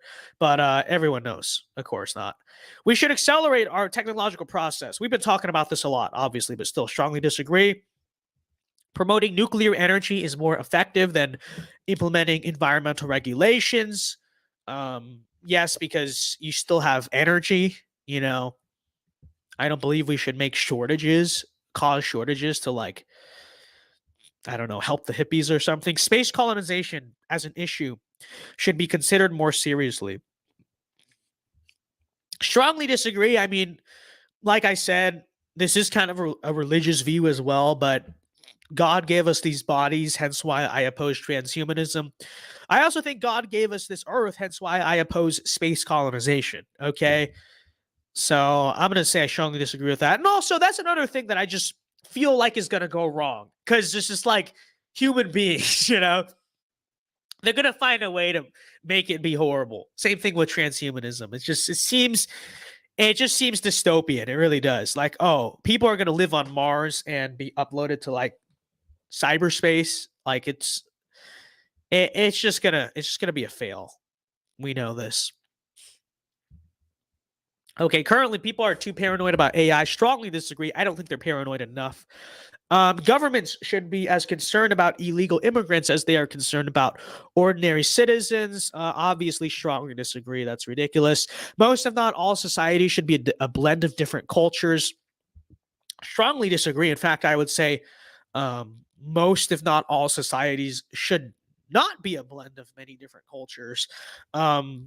I think in any country big enough, you won't have total cultural homogeneity or whatever in a practical sense. But I think what any society should try to strive towards is as unified and as homogenous of a culture as possible, as coherent of a culture as possible, right? Because, I mean, a differing blend of cultures, quote unquote, is a huge issue of divide. It's what divides people. And people fight wars over this stuff, civil wars, foreign wars over this stuff. Ideally, you should not want your society to be divided against itself. You should want your society to be as unified as possible. Therefore, it will be as strong and as safe and as stable as possible. And if you have a blend of all these different cultures, if you have this great melting pot or whatever, as they say, I mean, that's inherently a cause for instability. Very rarely in human history do we ever see, including America, by the way, okay, libtards, including in America, frankly, never in human history have we seen it be the case where, like, this sort of, well, I mean, I guess you could look at like imperial examples, but I think also, okay, let's just give the take, okay? Basically, never do you ever see it the case that like diversity makes a culture stronger, right? Oh, everyone comes and contributes to the melting pot, and then we have better food and new ideas and better ideas, etc. Never, I mean, in America at least, we definitely see it as an example where that does not make the culture stronger. And even if you want to look at like historic empires, I mean, I guess you could say, yeah, they, in a sense, like Rome, for instance, in a sense, you could say like benefited from conquering a bunch of different cultures. But then it's like, why did they benefit and how do they benefit? Well, number one, it's important to understand Rome was big on assimilation. Okay, that's number one. A lot of the tribes and the peoples they conquered, they Romanized. But even to the extent to which they kind of left them to their own devices, left them separate, that's exactly what it is. They left them like separate, right? They kind of left them to themselves, just came around to collect taxes and resources. But there was still a stratification of like who was a Roman citizen and who was just a person conquered by the Roman Empire, right? So to some extent, there was hyper assimilation. And then even to the extent to which there was like cultural division, they didn't try to like unify it into one culture or coexist. They more so like stratified it so that way they'd remain separate and not kill each other, right? You see what I'm saying? So and it's still true, right? Most diverse empires ended violently, and that's true. And well, I think America is going to gonna have to figure out how not to do that somehow, but it's real. It's true. So, anyways, as I was saying, strongly disagree. Immigration should be easier than it is now. Strongly disagree. There shouldn't be an official language in my country. Wait, what was the last? Yeah, that's right. Strongly disagree. Should it be easier? There shouldn't be an official language. I strongly disagree. The official language should be English. The Constitution was written in English. I think you should have to vote in English, by the way. I don't know. Aren't you allowed to technically request the ballot in like different languages? That's ridiculous. If you can't speak English, then if you can't speak English, first of all, how can you even make an informed political decision when you can't even understand what the candidates you're voting for are even saying? That's ridiculous. Okay. I mean, the very concept of that makes no sense. So yeah, obviously, official language, English. I think everyone agrees. Nativism is discriminatory in nature. I don't think the framing of that question is accurate. In general, immigrants are bad for the country. I'm going to avoid coming too close to the sun on TOS, but what I will say is that I think that when you look to the state of society, for the most part, yes, immigration is a net negative, right? Can we agree on that? Yes. Okay. Immigrants should be expected, because it's like, okay, anyways, it's like what, from your average immigrant and the vast majority of immigrants and immigration as a system, is America gaining more benefit or like losing more because of it, being hurt more because of it? I think the answer is obvious. Immigrants should be expected to learn the majority language. Strongly agree. Immigrants can never really adapt to our way of life. This is kind of similar to the way I answered the other question, which is like, yeah, technically yes, but I mean, the way I've always seen, I think if you come after a certain age, not really, right? Like if you come when you're like 3 years old, okay, then you can, because that's all you're ever going to know.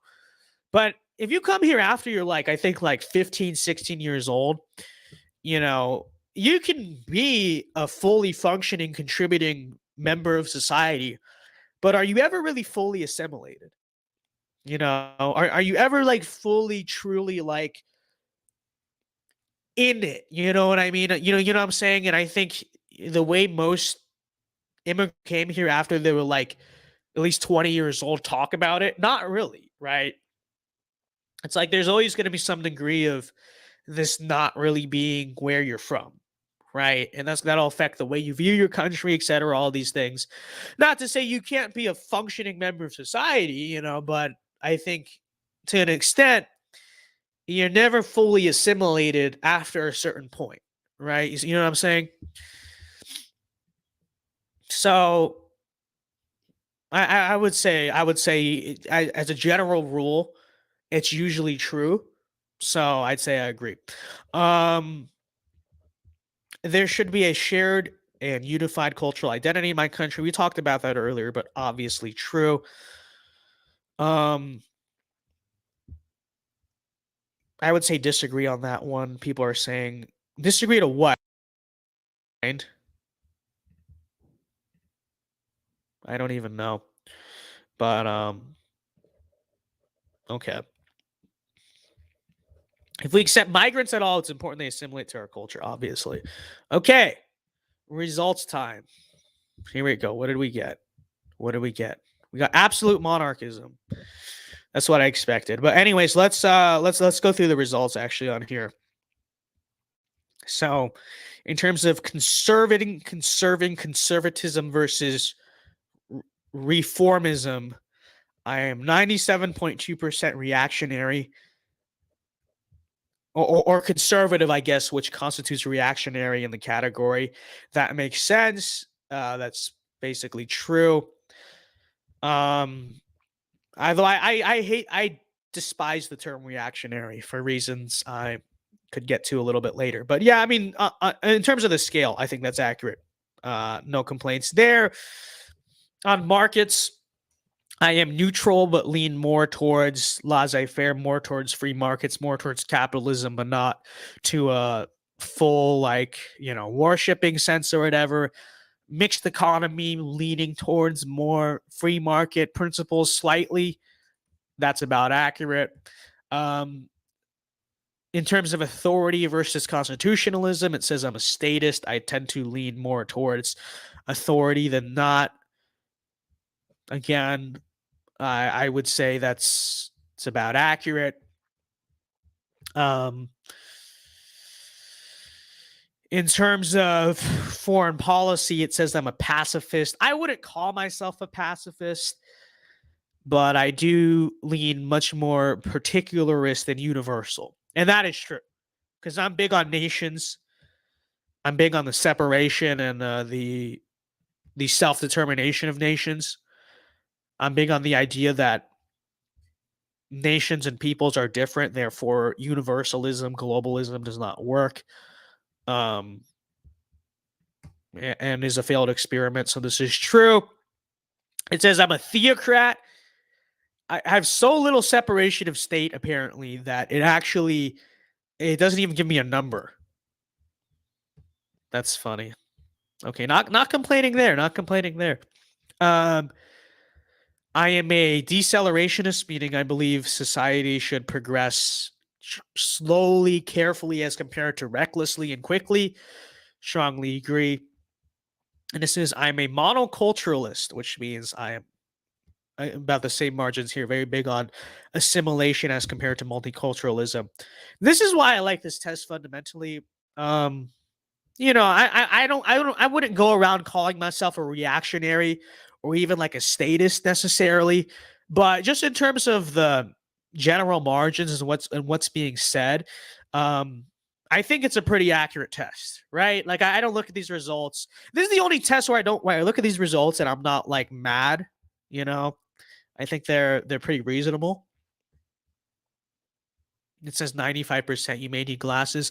I'm talking about the other side, dude. I know it says 95%. I'm talking about on here.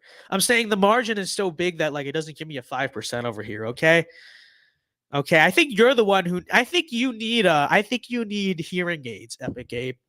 I think that's the case. Okay. Anyways, it says the closest match is absolute monarchism. Also called absolutism is a monarchy in which the monarch holds supreme autocratic authority, principally not being restricted by written laws, legislature, or unwritten customs. These are often hereditary monarchies. That's very funny because I actually answered in that one question. I said that I would take a constitutional monarchy over an absolute monarchy by a little bit. So that's a little funny that it says actually it's absolute monarchism that you support. But you know,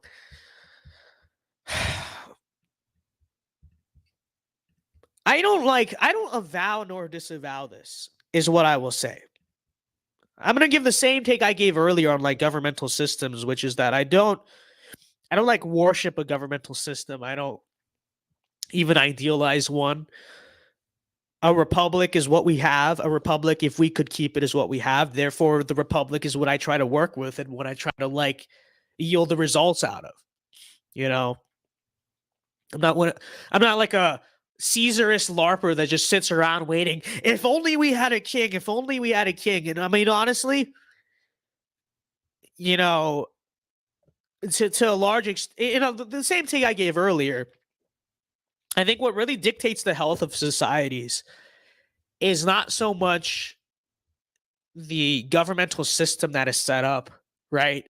And like I said, there are governmental systems that are bad. Okay. Communism is objectively bad. Like I said earlier, letting a giraffe be the monarch is objectively bad. But, you know, with that said, it's like, I think when it comes to like, oh, do we want a constitutional republic or a constitutional monarchy? In a lot of ways, this is splitting hairs. Really, the question is, what are the people in that country like? Are they virtuous? And especially, are their leaders virtuous, right? And I think constitutional republics and absolute monarchies alike are both susceptible to the same problem, which is just simply human nature. You know, I acknowledge, yeah, the issue with like an absolute monarchy is like, well, your first few monarchs are probably going to be pretty good, but then it's going to get worse over time. And then what do you do then? My counter to that, though, is the same thing is true of our republic. Look at the same exact thing has happened. The virtue and the morality and the quality of the leaders and the people, just like in Rome, just like in England or whatever, likewise has gone down. Hence, the civilization is currently in decline. Hopefully, we could fix that, but that's currently the issue, right? And so, would I say I fully subscribe to absolute monarchy? No. But what I would say is that I don't really idealize one form of government in particular. I'm more of a let's work with what we got, what type of guy, and let's do what society at this current moment in history needs kind of guy. That's the way I see it. So, you know, if I were the absolute monarch, it would be based. Okay, that's what I will say about it. But anyway, so next closest match at 90% is right-wing populism. Right-wing populism is a political ideology which combines right-wing politics and populist rhetoric and themes. The rhetoric often consists of anti-elitist and anti-intellectual sentiments. So true, opposition to the establishment, so true in speaking to the common people. I would honestly say, like, at least in the way I function in politics and the way I view our own country and not just like a historical world history viewpoint, I would say I'm probably more of this than this. But, you know, it is what it is. But that says 90.9%, which is a pretty high match. I mean, like I said, I think this describes me more right now than this, you know? And it describes me in like our country's politics better, but whatever. Technocracy, 82%. I don't think that's accurate. I'm not a particular with regard to scientific or technical knowledge. Did you not get all my answers about the Industrial Revolution? Did you not? No, I'm not a tech. That's just bad. Okay, that's just not accurate. I answered every single anti-technology, like anti-scientific materialist answer I could, and it gives me 80%. Let me zoom in. 80% technocracy. I'm gonna say I don't like that. I think that's kind of off. Let me zoom in. Can you guys see that better? Hopefully you guys can see that better. This test isn't perfect. Well, none of them are, but this is not bad. Center-right politics. It probably just says this because of like markets. Because like I'm not like totally laissez-faire. That's probably the reason it says that. That's not that accurate, obviously. Civic nationalism is a form of nationalism identified by political philosophers who believe an inclusive form of nationalism that adheres to traditional liberal values of freedom, tolerance, equality, and individual rights. That's not how I would describe myself, but I guess because nationalism, I don't know. Constitutional monarchism. See, it's strange because I answered in favor of constitutional monarchism, but it told me I was more absolute. Anyways, it says monarchy in which the monarch exercises authority in accordance with a written. Okay. Paleoconservatism at 75%. Paleoconservatism is a political philosophy and variety of conservatism in the United States, stressing nationalism, Christian ethics, regionalism, and traditionalist conservatism. Their views overlap with the old right wing and right wing populism. I mean, I think that this describes me the best, although either that or this. I think I would assume the reason why it didn't give me higher on that is because regionalism. And I obviously answered neutral on the unitary federal thing. I was more answering in like an absolute context. Like I do believe America should be federal. It should break up because it's a big country. But I could see that. I could see why it kind of. Maybe if I answer that one question differently, I don't know. Maybe it'd be different. Traditionalist conservatism, though, yes, views overlap with the old right wing populism. I still think that should be higher, but it's probably the reason why.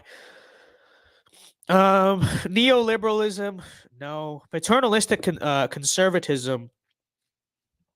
I do kind of view myself as a paternalistic conservative a lot. I know I use that term sometimes. Not necessarily in this whole like wealth distribution sense, more just in a, care about others, care about your countrymen type of way. But anyway, 71%. Progressive conservatism, that's an oxymoron. There's literally no such thing. I guess this is like Teddy Roosevelt is what they're trying to say. I still think it's an oxymoron. Classical liberalism, no. Paleo-libertarianism, obviously not. Geo-libertarianism, what even is that? Integrates libertarianism with Georgism and holds that although people should own the value they produce themselves, all land should belong equally to all members of society. It does not consider land as legitimate private property. That is geo-libertarianism. I have a better name for this. I think it's terminally onlineism. I think this is like Redditism. I think this is like political TikTokism. I think this is just like nerdism. How about that nerdism? Okay? I think this is you should go outside and touch. If this is what you are, I think you need to go outside and literally touch grass. I won't even say that because I don't think that'll do enough for you. I think you need to roll around in the grass, okay? You need to roll around in the grass like we did playing football when we were like 4 years old, because there's just something wrong with your social development that you're seriously missing if this is what you sit inside and think about all day. It's like, oh, wouldn't it be so nice if we mixed Georgism, which is like some like weird form of like socialism or syndicalism, I think, or something like that, but mixed with like libertarianism or whatever? What if we mixed that with this and then had that? What if you like what got off Reddit and like went outside? How about that?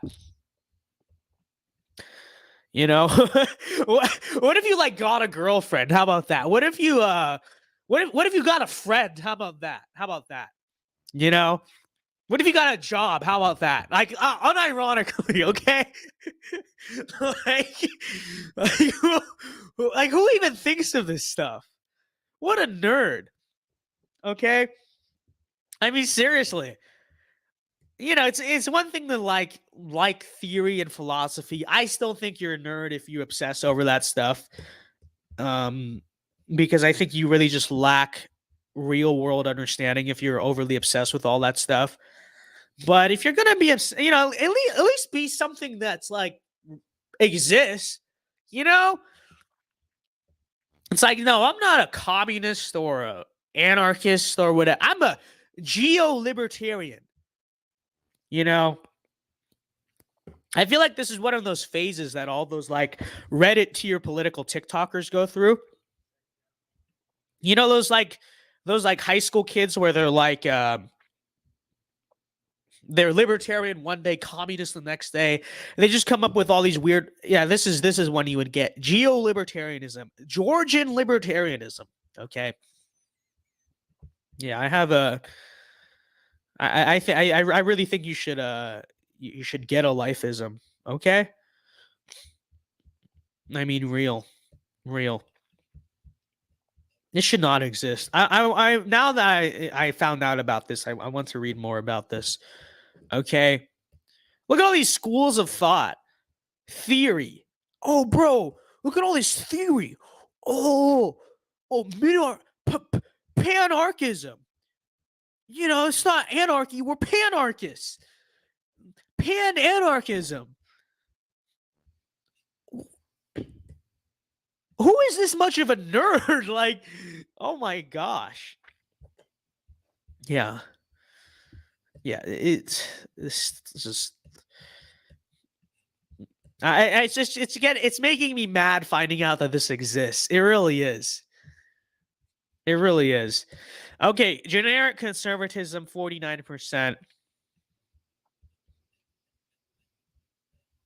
I would say this definition of conservatism, this is like the Edmund Burke style like definition or traditional like Russell Kirk definition of conservatism, which I would say is probably way higher for me than that, because this frames conservatism as a cultural, social, and political philosophy which seeks to promote and to preserve traditional social institutions.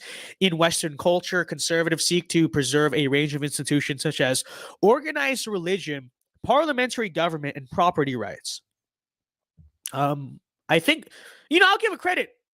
Finally, someone I think defines conservatism correctly.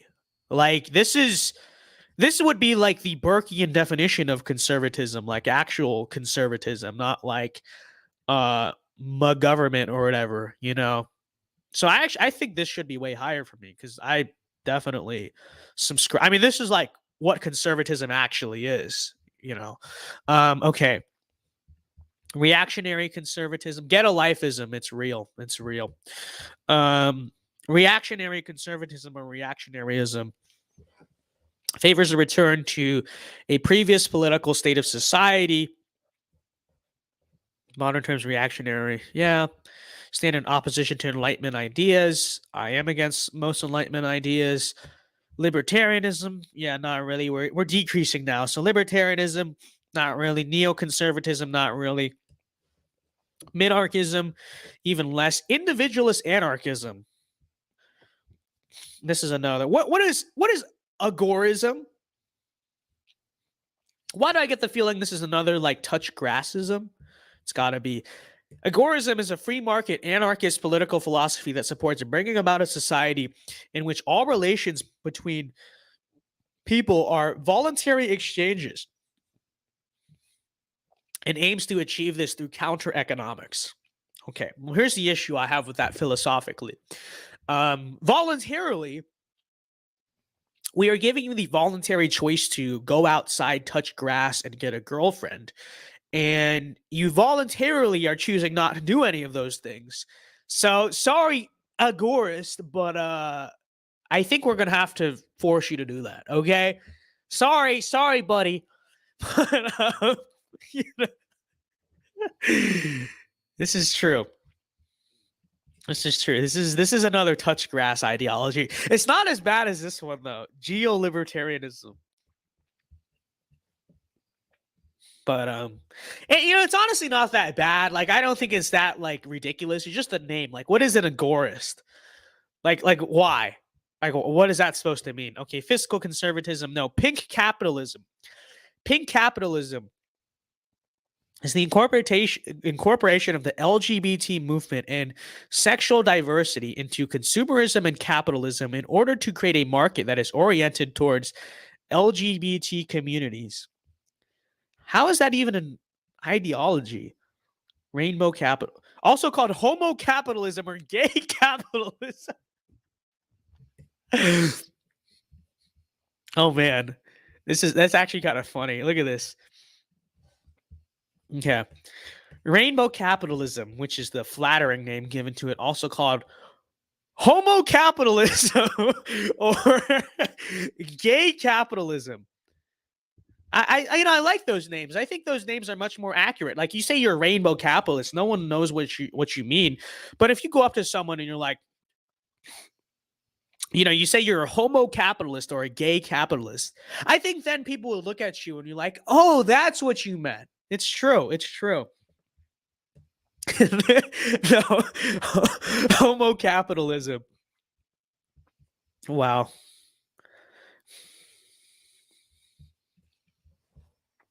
Okay, anyways.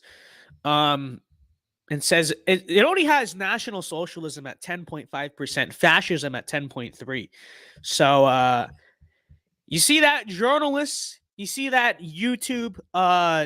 It has those things ranked literally below, like, include like everything. Besides anarcho-capitalism, 0%. That's based. That's a flex. That's a real flex. 0%, the original touchgrass ideology, anarcho-capitalism, real.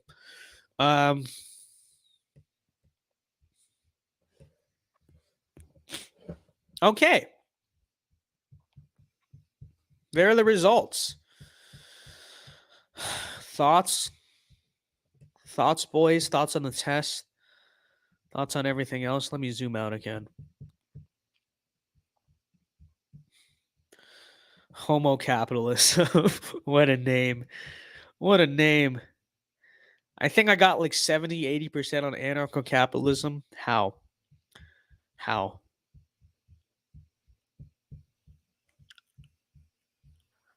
So,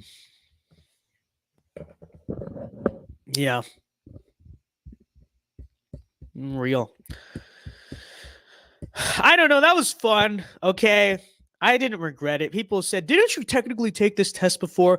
Yes, I did, but it was on a super stream and we sped through it. That's number one. Number two, it's fun. Okay, you guys unironically like watching me do this, evident by the fact that the viewership was like better tonight than it was on the past few streams, because it's entertaining. It's fun. It's fun, is it not? It's very fun. It's kind of conceited in a way. Oh, what's my political ideology? But it's good content. It really is. It's good content. So, this is true. This is real. So, all right, we can go to Q&A now. I don't know if I'm going to cut this off for the members replay or not. I'll make that decision later. But we can go to Q&A unless you guys want to react to this more. Because it took us 2 hours to get through the test. Look at that filibustering. Look at that ability to carry the stream. I'm kind of proud of that one. We kept the content going, truly. It has better viewership because there's no college football on right now. Well, that's a good point. I was gonna stream last night, And then I was like, oh, college football. And I was like, yeah, can't do that. Noah Boyd for 10. He says, have you thought about bringing viewers on to hang out instead of Q&A? Also, have you started Wild at Heart? Thank you for the 10. I still have not started Wild at Heart, but I have unironically been very busy. Okay. Have you thought of bringing viewers on though? I did that before, like years ago.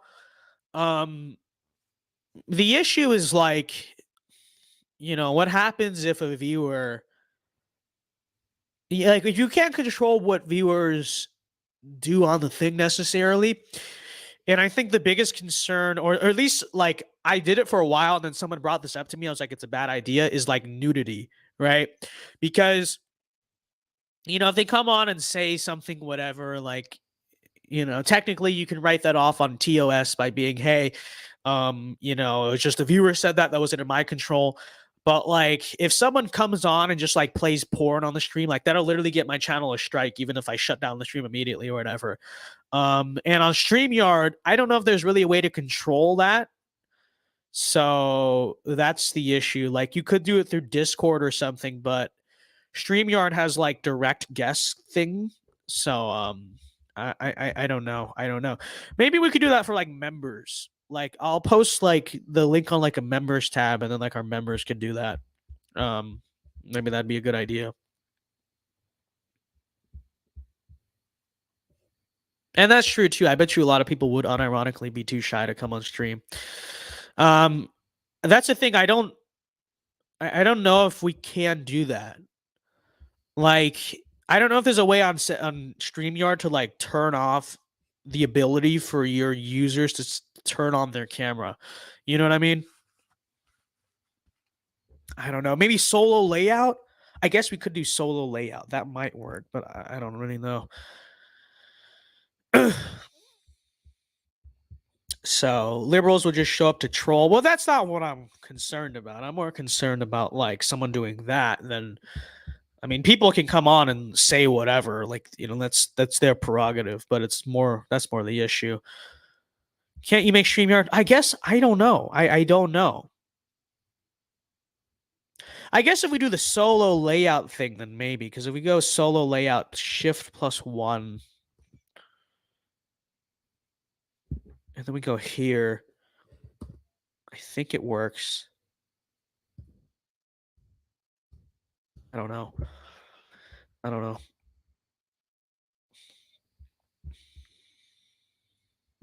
So who would do that? Has something like that happened? I mean, it's never happened to me, but you'd be surprised. I'm sure it has. I'm sure it does happen. Okay. In fact, I know it happens because someone brought up that concern to me once, and that encouraged me to stop doing call-in streams. So,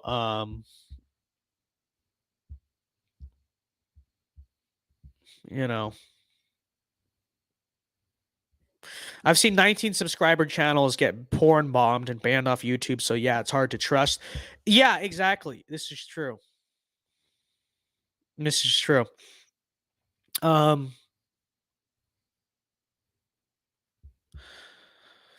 Okay, how about this? I don't know. I could do it for members. I trust members enough not to completely destroy everything. What if someone says something about the election? Well, that too. We can add it as a perk of the membership. Okay, I'm fine doing that. I trust them enough to not screw it up. Okay. Well, I suppose it's still theoretically possible that people do screw it. Oh, my bad. I forgot. This is an incognito tab because I pressed that on accident when I took the test. Let me close this out and open an actual tab.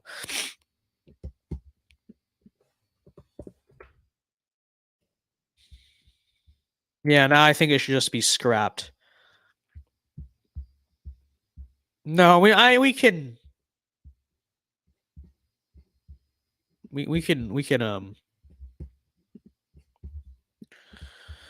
I'll post it on the members tab. Okay, I'm gonna do that right now. And if people want to, if members watching want to come in the stream, then you can do that. All right, is that fair? Is that fair enough? Okay. Join tonight's stream. Paste that link for channel members only. Okay. Members, if you want to call in, you can go over to the membership tab or the community tab. I think you can see it on the community tab too. It's there. It's there. It exists. So that's up to you. Okay. People forget that the original absolute monarchies were limited by a belief in God's law and long-standing networks of rights and duties between the ruler and the various segments of society. You know, that's so true. That is absolutely true. So that's a good take. I don't know what else to say.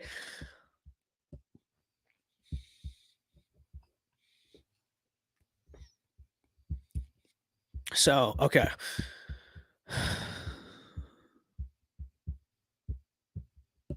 Yeah, that's what I don't know. Let's see if any members come in. We'll see. But anyways, other stuff while we do that, other questions, they're all open game. So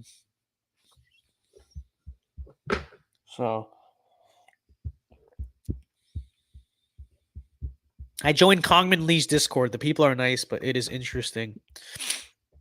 I need to start a Discord. I had a Discord.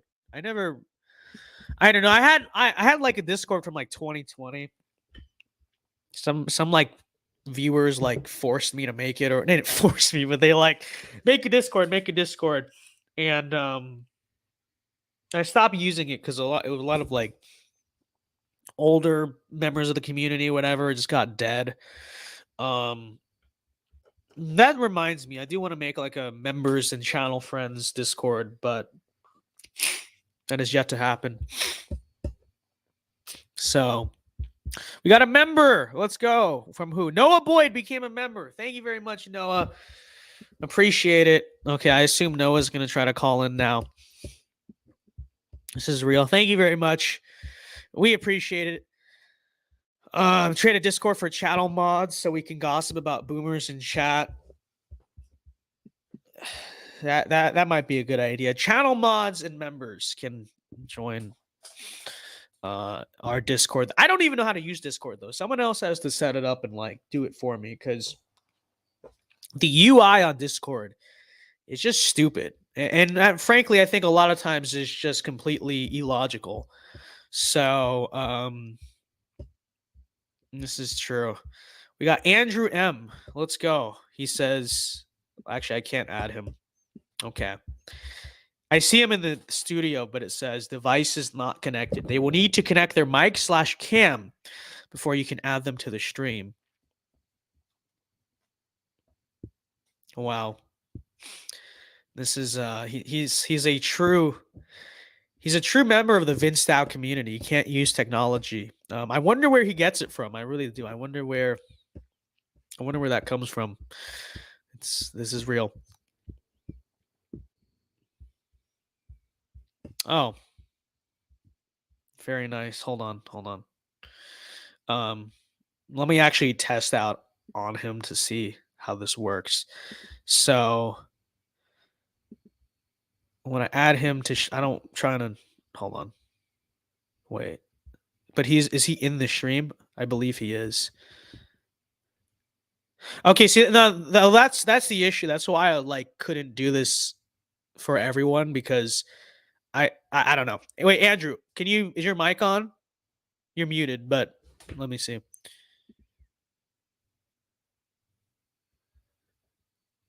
Andrew M has his mic muted. I did not think he was Asian. That's actually a surprise. I was not expecting him to look like that. His audio is on, but I can't hear.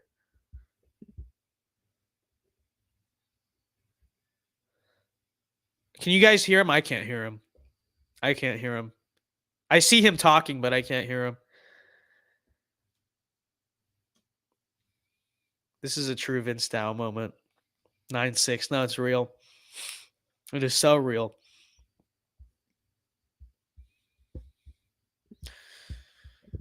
It is literally the case. Yeah, I don't know what's going on with Andrew's mic. These Canadians. Oh, shoot. How do I, can I turn off his mic? I mean, his camera, I mean. Yeah, good thing this is members only, because I could see a lot of problems coming from this. Andrew, your mic just doesn't work unless you guys can hear him. I can't hear him. Is that your brother? Yes, this is my Canadian brother. We were separated at birth, meaning he is part Italian as well. Okay. All right. Let's see if Andrew can fix his, but there's also Noah Boyd in studio. Let's see if his will work. Hello. Yo, what's up? I wasn't actually expecting you to do this tonight. No, I'm trying it out. We're experimenting with it. But how you doing? Wonderful. Good. Yeah, I thought I was already a member. I don't know what happened there. It's not. I'm trying to I assume you guys are cool with it, but there's literally no way for me to do this without face doxing people who wouldn't want it. I guess unless they turn off their camera. They can just wear a mask. I guess that is true. That is true. I don't know. Or maybe just stop being wimps about it, quite frankly. Because I mean, I understand. I don't feel like we're that unoptical or controversial of a movement where it's seriously, you're gonna be involved and passionate about this stuff, but you can't even just show your face. It's just kind of cringe. But I guess that's true. They can just not have their camera on. Real. Anyways, Noah, what's up? How you doing? The ceiling. That is true. That is very true. I'm a very punny person. It is real. I don't know. Do you have questions or things you want to say to me or the live audience? I don't know. Well, first of all, what is that thing on your wall back there? It looks like a bunch of tape. It is the mounting tape that the sign was on and fell because it needs. Anyways, I was trying to move it. I was trying to tilt it because it was a little crooked, and that weakened the tape. And it's been doing this a few times the past few days. So I just need to get new tape, but I don't have mounting tape because I need to I ran out hanging up everything else around the house. So I need to go to Office Depot or Target and buy new mounting tape is what needs to happen. You should nail it in for real and use a balance. How about you do that for me? Because it sounds like a lot of work. I don't want to do that. Yeah, I didn't have anything prepared because, like I said, I wasn't expecting you to actually do this tonight. But I'm just glad to finally get to actually talk to you directly. Yeah, real. It's epic. Noah Boyd looks like a Chad, by the way, guys. He really does. Yeah, you got the Chad flag again? I think I actually threw that out when I moved, sadly. I don't know. Maybe it's in the closet. I do need to bring that back. Augustus GGBG became a member. Let's go. But members tonight. Yeah, there are. It's maybe this is a good perk to drive up the membership. You get to actually call into the stream. Let's see. I'm gonna keep you in, Noah, but let's see if Andrew can. Okay. If Andrew, can we hear you now? Let's see. No, we can't. He has no microphone. This is interesting. Rowley says, "How many flags do you own?" Too many. More than I know what to do with. You have. I just say people have not seen most of the flags that I own. Okay, that's all. That's all I'll say about my flag collection. I I could talk to you about that though. Okay. So you remember the Christian nationalism flag? I've got that. I actually made that as my background for my computer. Had that for a long time, but I seriously think we could use that very well for branding because Which one are you talking about? Are you talking about like it's the American flag with the cross instead of the stars? Okay, that one. Yeah. And obviously it'd be a white cross. Sometimes I know people like to do like a red one, because they're mixing the Christian flag and the American flag, but I prefer to just do, the thing where you're taking the American flag and then you put something else there, like the new theme. And I think, the symbolism is very good because, we are inserting Christianity back into America. And a lot of the, conservative Christians, or I should say patriotic Christians, will be drawn to it, even if they don't necessarily understand what it means. So first of all, if we, were to actually make that our own symbol, we can monetize it because there's going to be a lot of demand for it. And it'll also help us spread our brand so people will, start wondering, okay, what does it actually mean to identify with this flag?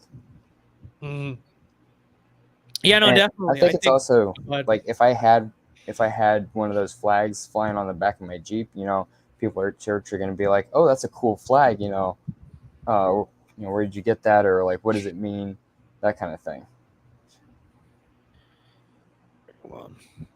Oh yeah, it's true. I think psychologically, because there are people who do have that flag. I've seen that flag around before, but not like prominently.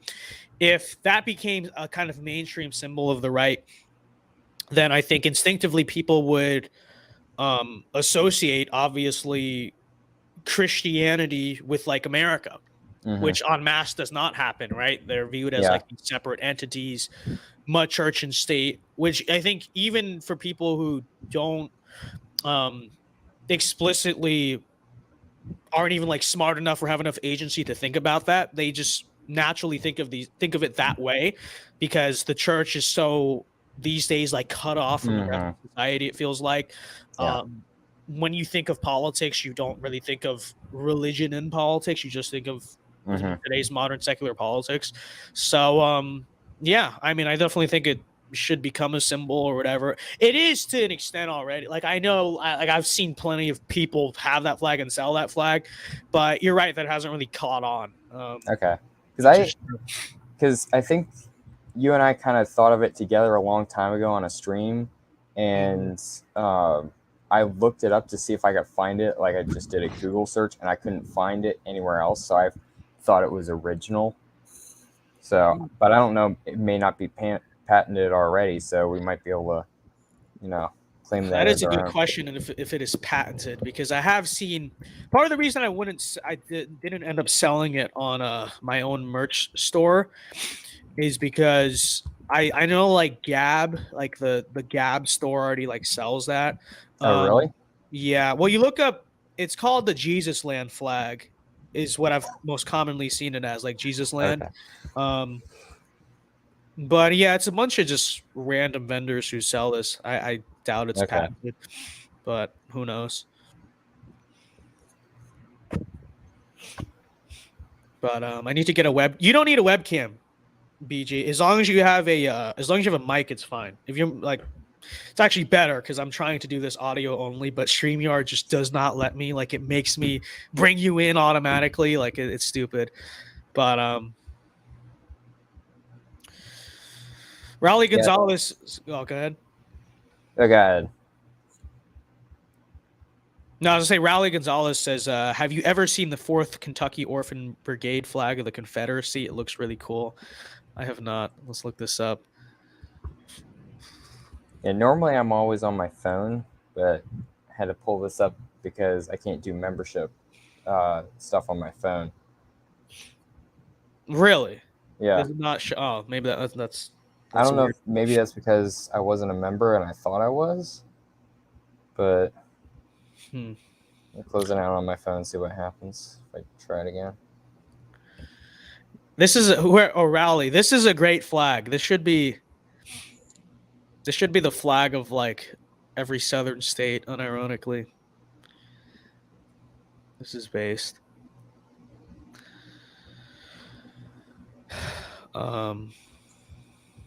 Okay. GGBG, I believe he's struggling to get in. Are we going to see the flag? Oh, you're right. Good. That that'd be smart, right? That'd be smart. What's it called? Or do we all have to, do our own research? Yeah, you have to do your own research. Real.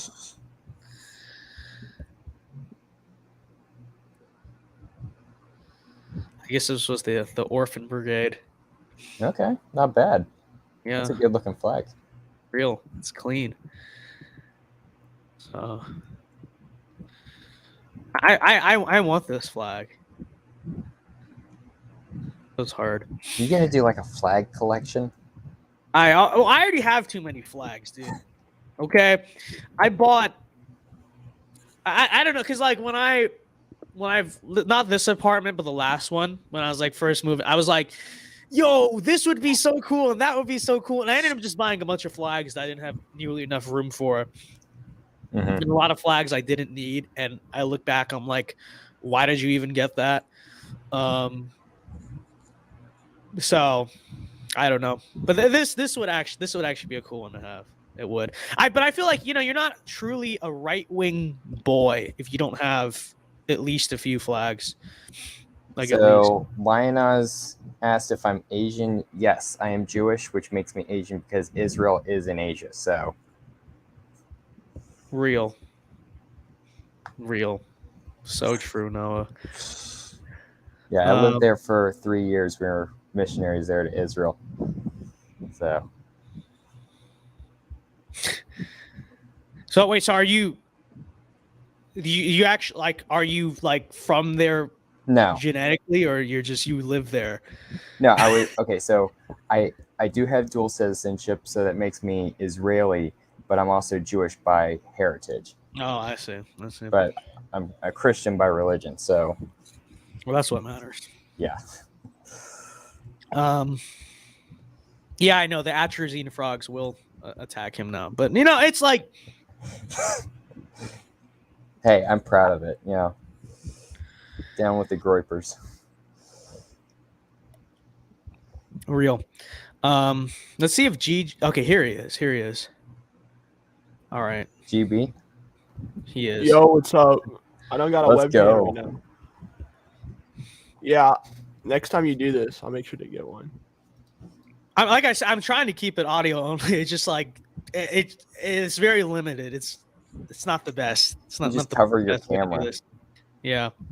Nah, I'm not trying to make anyone think I'm too scared to show my voice or my face to the public. No, it's not that. I was just saying I feel like this is the better format. Like it's actually a call. Because if it's a call in, then it has, you know what I mean. But anyways, what's up? Yeah. Nothing much. I didn't even have anything to say. I just want to get this in case I do in the future. Mm-hmm. That's cool. Like FPS Russia. Are you kidding? Hey, wow. Hey, let's go. Hey. Yo, Andrew M, his mic works now. This is epic. Hey, yeah, sorry guys, just had to restart the computer. But yeah, here. Real. What's up? Yeah. We got the whole gang in here. This is epic. You're done the sooner, Vince, gotta say. We got the whole gang in here. I can hear you on the other end. I think it's Andrew's. I can hear myself. Sorry. I can hear you on the other end. Yeah. Do you guys hear? Like, are you guys hearing the same feedback? Yeah. I can hear myself. Sorry. Do you have my stream on in the background? I bet you that's what it is. Feedback? Yeah.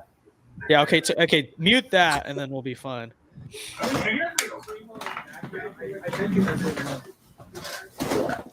Yeah, okay, or not. Let's see. Yeah, it's Andrew. It's definitely your feedback. Really? Yeah. Sounds good now. I think it's good now. Okay. Okay. Okay, real. We are here. All right.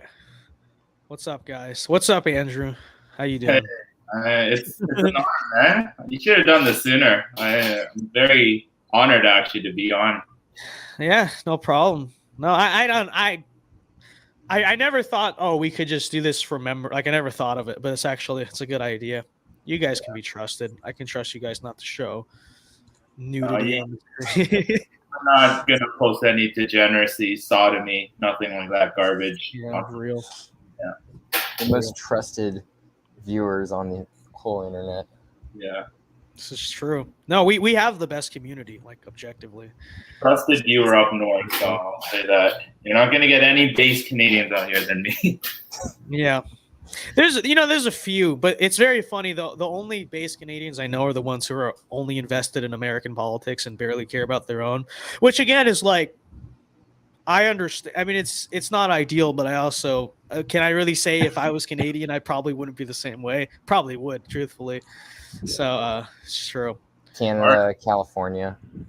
Yeah, same thing. Real.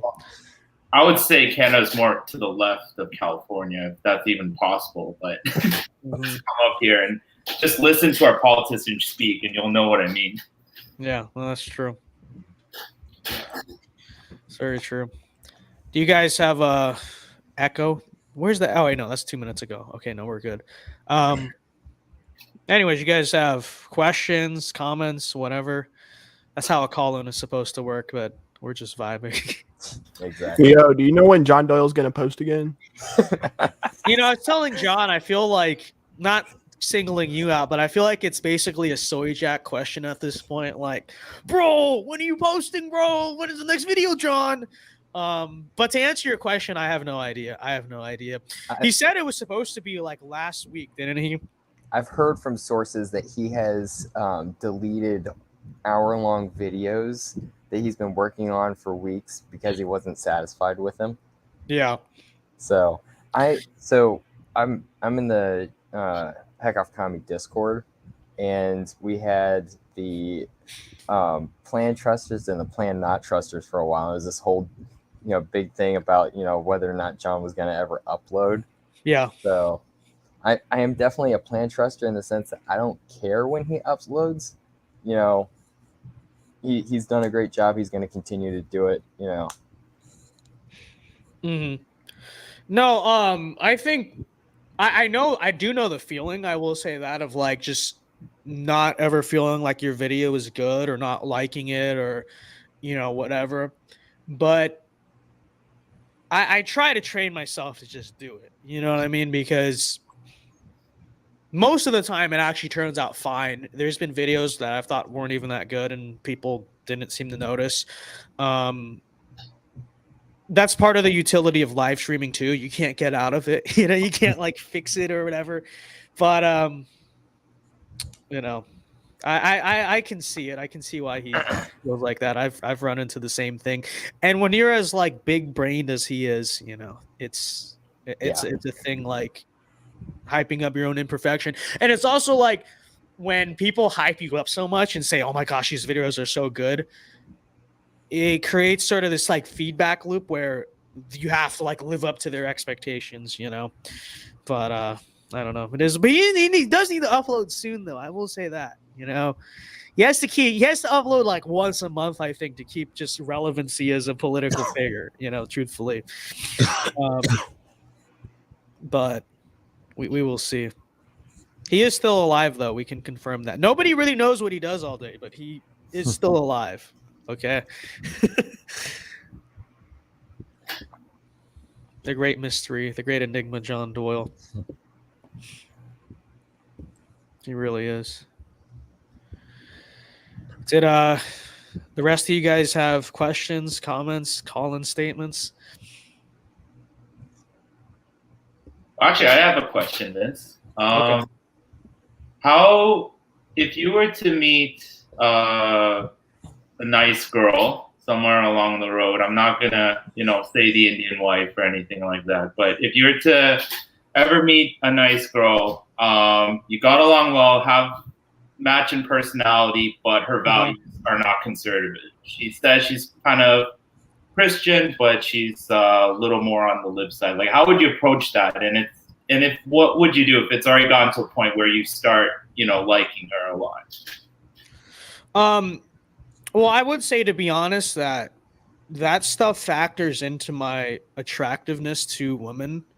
Like, not like, oh, bro, is she like red pilled on, like, not like that, but like in a legitimate sense, like if I know she's liberal or doesn't share my values, I really like mentally can't even like take her that seriously. You know what I mean? Like I don't buy into it like mentally. So I will say that like psychologically. But I think the first thing I would take a look at or examine is kind of how convicted is she in those things. Because I think there's a lot of women who, they are malleable, they're moldable, they just are not into politics or whatever it is, or they're just kind of naive about everything in general. But, they don't seem like hopeless. Like if you, just improve them by being a man over time, like, it'll work. So I think like that's the assessment I would make. Or is this like literally a complete feminist who is just like totally off the rails? And at that point, I'm not wasting my time. I'm really not.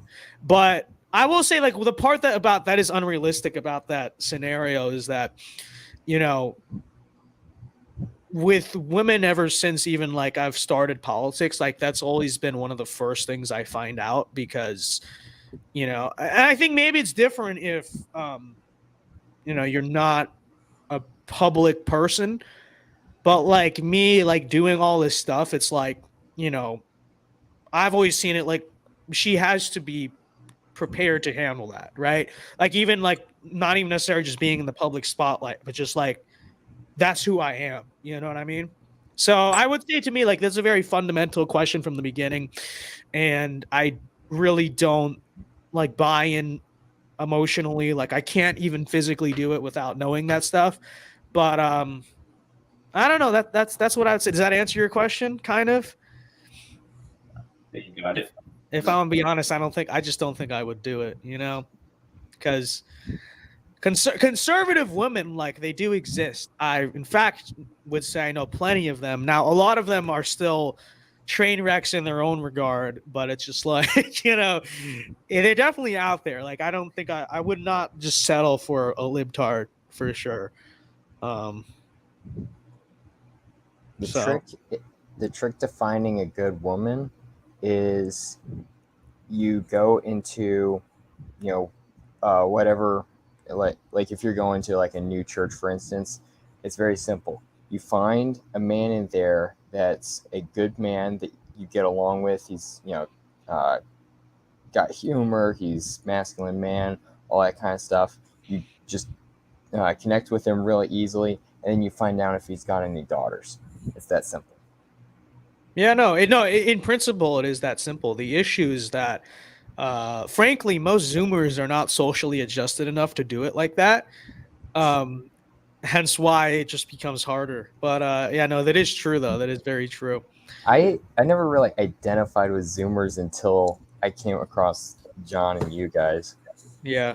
I was, I'm a bit old school. Yeah, no, it is true.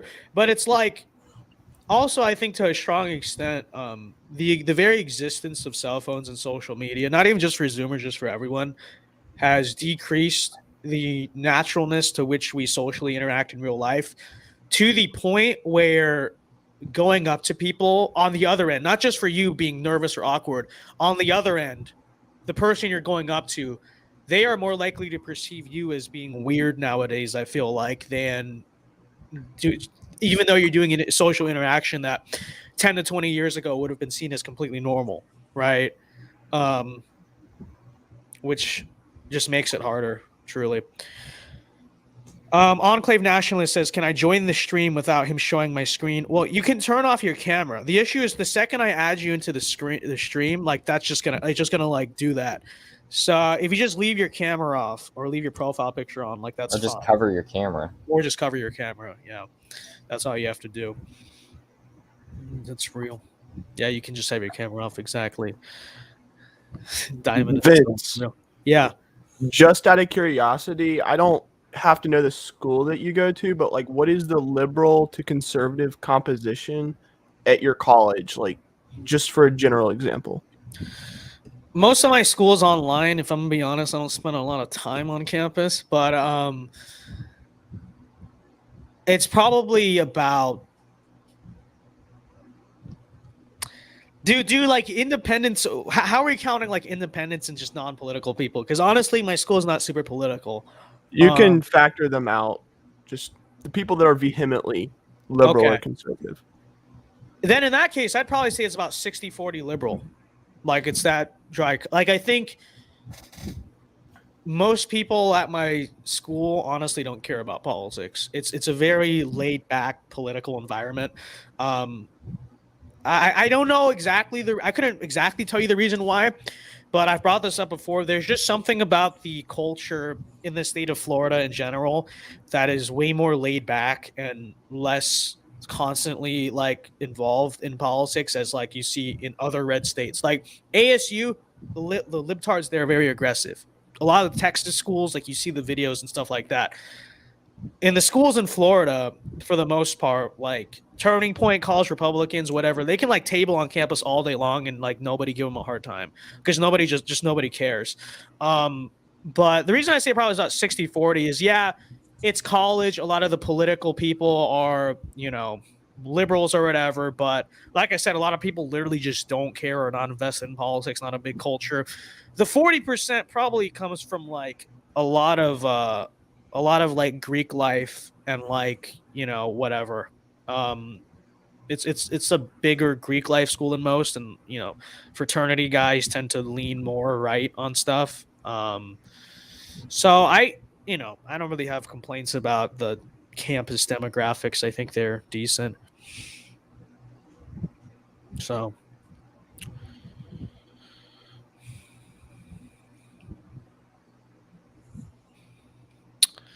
Yeah. Let's see. Yeah, let's see if Enclave Nationalist is actually going to come in. I don't know. I thought all classes would be face-to-face in Florida. They are. I do online college. Okay, that's the reason why.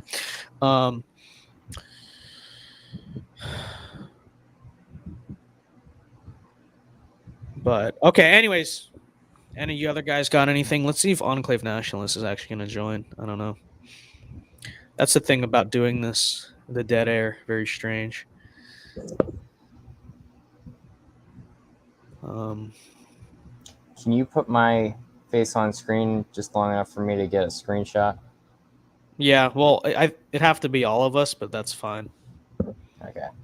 That's good. Real. Let's go.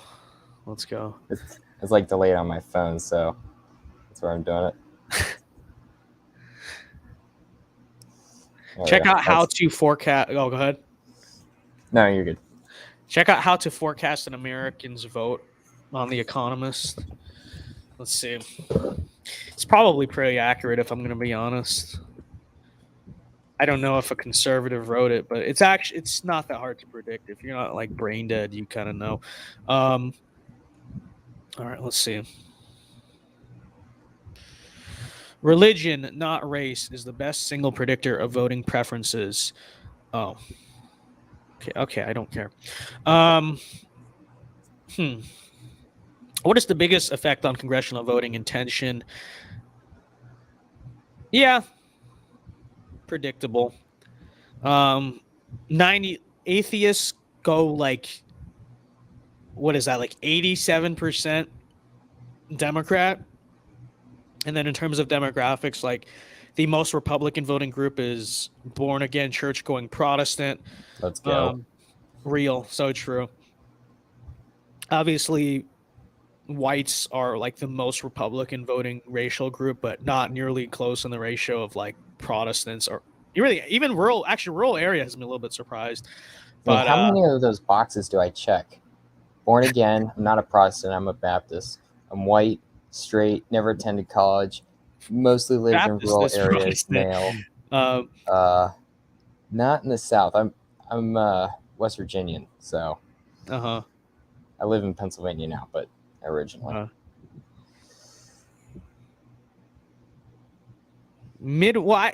That might be a little outdated, I feel like. Well, no, I guess it's still large. No, 2018. This Illinois. What'd you say? Illinois. That's probably why. Yeah, you're right. That's true. Not Spanish fluent in speaking. Spanish, not at all. 75 years old. That's interesting. I'd expect that to be like a bigger difference. Age is not a big difference. Yeah, it's real. This is very telling. That's interesting.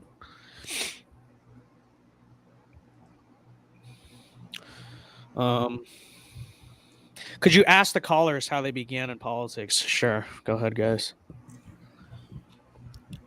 I guess so. Go ahead. All right. Me personally, I've always just been slightly interested. I didn't really become interested until the lockdowns, and I had nothing better to do, and so I just went on YouTube and researched and read stuff, and now all of a sudden I have an interest greater that for politics more so than anybody that I know, other than you guys, of course. But yeah, in my life. So originally I was, I don't think I was even a teenager, and my adopted grandpa, Chuck Harding, he runs Awake America, which is it's an organization that they do summits with a bunch of pastors throughout the nation. They go to Washington and they talk to members of Congress. They do this whole meeting. I haven't been to that, but he does a God and Country ministry, and he was that's epic. Yeah, he was at our church, and he was talking about about civics and stuff like that. I can't remember all of it, but I would say that's what mostly got me into politics and thinking about it. My family's always been conservative, patriotic, of course. But so I was definitely a Republican at that point. Used to watch a lot of Sean Hannity. Whatever the right-wing media said, those were my talking points. Yeah. Watched Crowder for a little bit, a little bit of Ben Shapiro, then finally came across John Doyle, and it took me a few months to get fully red-pilled. I think I'm almost there, very red-pilled. But yeah, try to red pill my dad. It's a little hard. He's got a little bit of the boomer mentality, but same. My dad's a neocon. That said, my dad is absolutely epic, and he raised me. So real. It's so true. So true. Awake America. I've actually heard of that. I'm not super familiar, but that actually sounds epic. It is. Yeah. You should put us in touch with your grandpa. Okay, to be honest, I don't have contact with him very generally. Yeah. No, that's understandable. Yeah, that's dads being dads, the boomer mindset, the foghorn leghorn conservative. It's real. What about you, Canadian? How did you get it? All right, I'll share my story. It was mainly like it's kind of hard finding good conservative influences up here. As you know, it's Canada, no big surprise there. But I think what really pushed me more to the right than anything was actually reading scripture and the Word of God especially the Apostle Paul, and just what he had to say about important issues like sexuality at the time, the gender roles as well, how it's God first, and then it's man under God, women under man, and then children under women. And it was that hierarchy, that structure. And everything that I read through all scripture, especially through the Apostle Paul, our culture, especially here in Canada, is doing the complete opposite of. And so when I started taking my faith seriously, I found this quite alarming. And that is actually what I would say what my first source is. But in terms of like authentic paleoconservative Christian like influences, it was really hard to find. But the good thing is, the one positive thing I would say about my situation is because my faith and my values are always, tested. It's always, there's more liberals out there. It's always under testing. It's always being challenged. And so that's how it really got stronger over time, especially living in like a place like downtown Toronto. And you do? Yeah. And like I live in the heart of, like Trudeau country pretty much. And it's everyone has the same opinion here. It's Ukraine flags everywhere. It's the Pride March. When they had the whole Pride Month thing, the party there was so big, like especially around my intersection. I had to go into the subway basement because I couldn't go on the main street. It was so packed. There was, so much degeneracy everywhere. And then I had to go from the basement up to finally get to my condo. But it was, but basically it's because of all this testing that I got throughout my, couple years and so forth. Like that's really what helped me, stay firm and rooted in my conservatism, especially faith. So I would start there. Like if our faith doesn't come first, it's just this generic conservatism. I don't know how that's gonna last. Like you don't have a foundation. It's not. So. No, it's not. Absolutely. Yeah. That's a great story, and that's great to hear. I feel like interestingly for a lot of us, it's like not a lot of us, but for some of us, it's more so almost like politics that brought us to faith. But I wish that a lot more just not super politically involved or interested Christians would, just apply the teachings of Scripture to the actual world, because it's, in theory at least, should be a huge sleeping giant just waiting to be awakened on a political level. And it's just non-existent, which is largely due to the modernization. Sorry, I keep knocking this over. The modernization and the liberalization of the church, because when you tell Christians these days, like political positions and even like theological positions that, would have been mainstream even like 50 years ago, they look at you like you're crazy and you're against libtard democracy, like that's anti-Christian, whatever. It's like who's but that's a problem. It's real. That's something I'd love to address.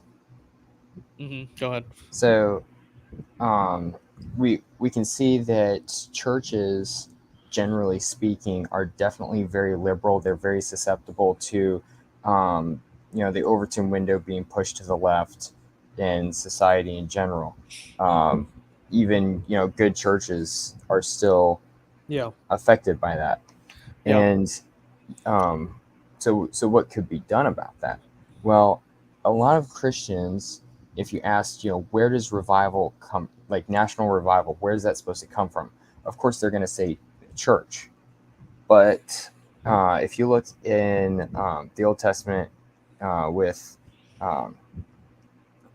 actually most of their history, you'll notice that, the people are sheep argument is so true, because you have a good leader, the whole nation follows the good leader and does the right things. You have a bad leader, it goes back and forth like crazy. Yeah. Look at like Josiah. There were a few examples, but Josiah is a really good one. He takes power, and from his governmental position, he was the one that told, the priests and the Levites, hey, the church, we need to, get back to doing things the right way. And that's where that national revival originated from. He was, Christian figure, got into power and actually, led the church from there. Yeah, no, it's true. And we talk about that all the time in terms of the whole. It's not politics that's downstream of culture; it's culture that's downstream of politics. Mm-hmm. And it is very true. And I think I don't want to, underestimate or discount, just the raw power of the church. But the reality of the situation is that who controls the institutions controls the culture, and who controls the institutions is ultimately kind of a combination of who controls the politics and just who controls the institutions, but they're very intertwined. And so, I think, and it's a great example you bring up because, as we talk about all the time, there is a place for government to help lead a national revival of morals and of faith. They're obviously intertwined.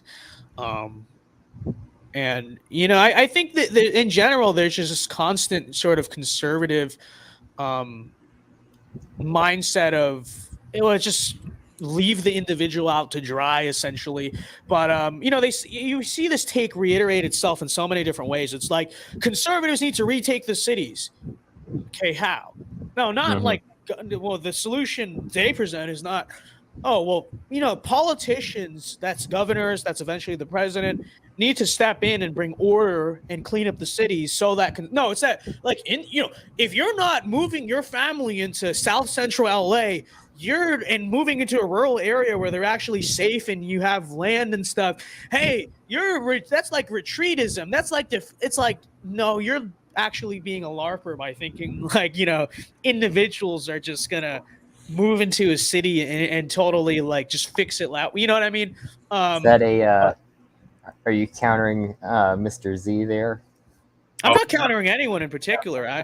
I'm just saying, like, because I've heard many people always say this. Okay, the urbanites, and I just I don't think it makes sense.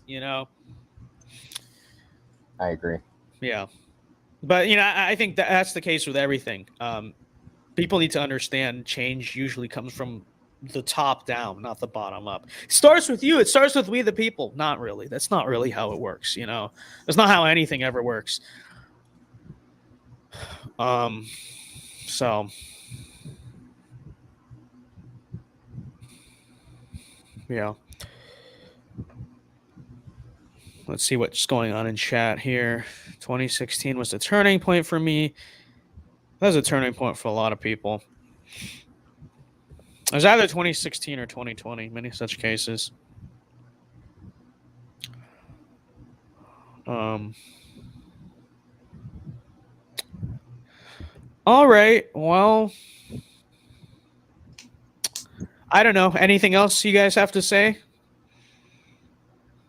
Probably end this experimental test call-in thing.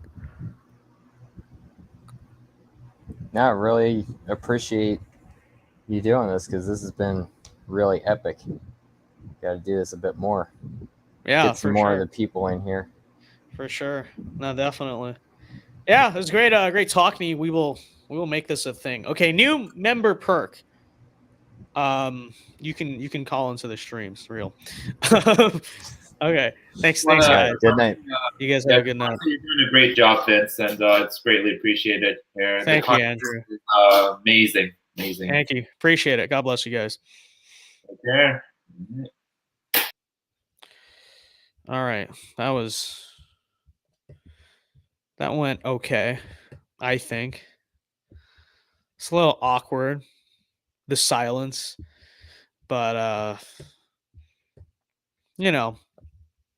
we'll actually make it like call-in Q&A eventually. That was an experiment. That was an interesting experiment.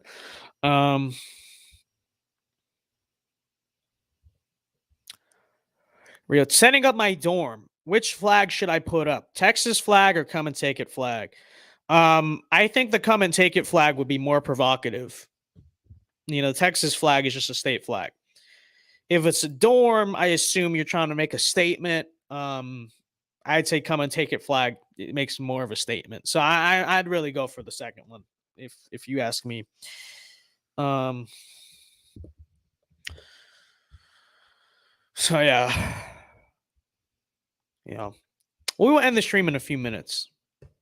Do you guys like the earlier start time? Look at that. We started a whole hour early. We're almost done. We're about to end the stream in a few minutes instead of past midnight. Many such cases, by the way. So it's real. When I was like 10, I learned with my whole class about this whole gay debate. I was already fairly religious and very into history. But from there, I got into learning about politics when you were 10 years old. That is quite impressive.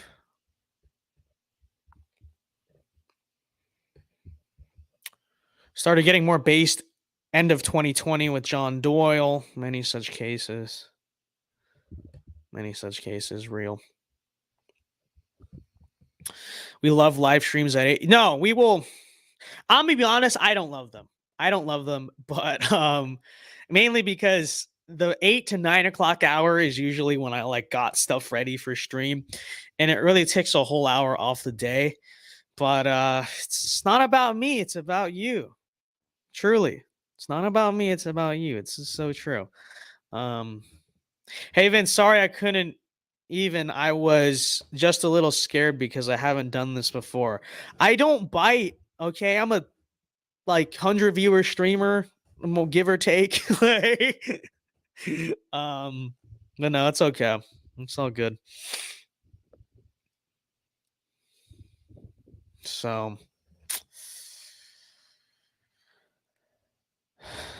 should we end the stream? We'll go till I'll end it at 11:25. Okay, 8 minutes. When I was 11, my Sunday school teacher somberly told his whole class about the Obergefell decision and said it would lead to great harm. I remember everyone around me celebrating it. But, Los Angeles, obviously, growing up. Also, I'm a member in How Can I Watch the Fall? Well, the fall streams should be up on the tab. Let me know if they're not.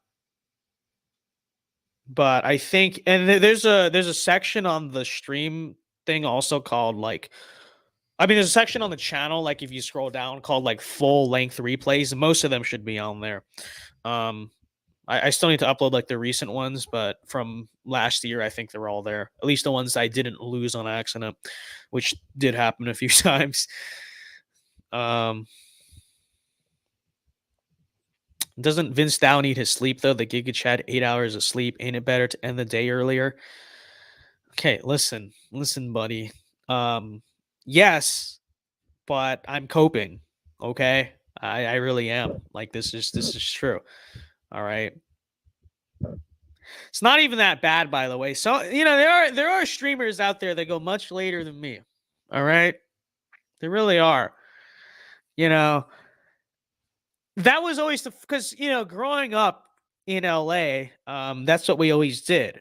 Eventually, actually, we used to start at 7 p.m. Pacific, which is 10 o'clock, which is very late.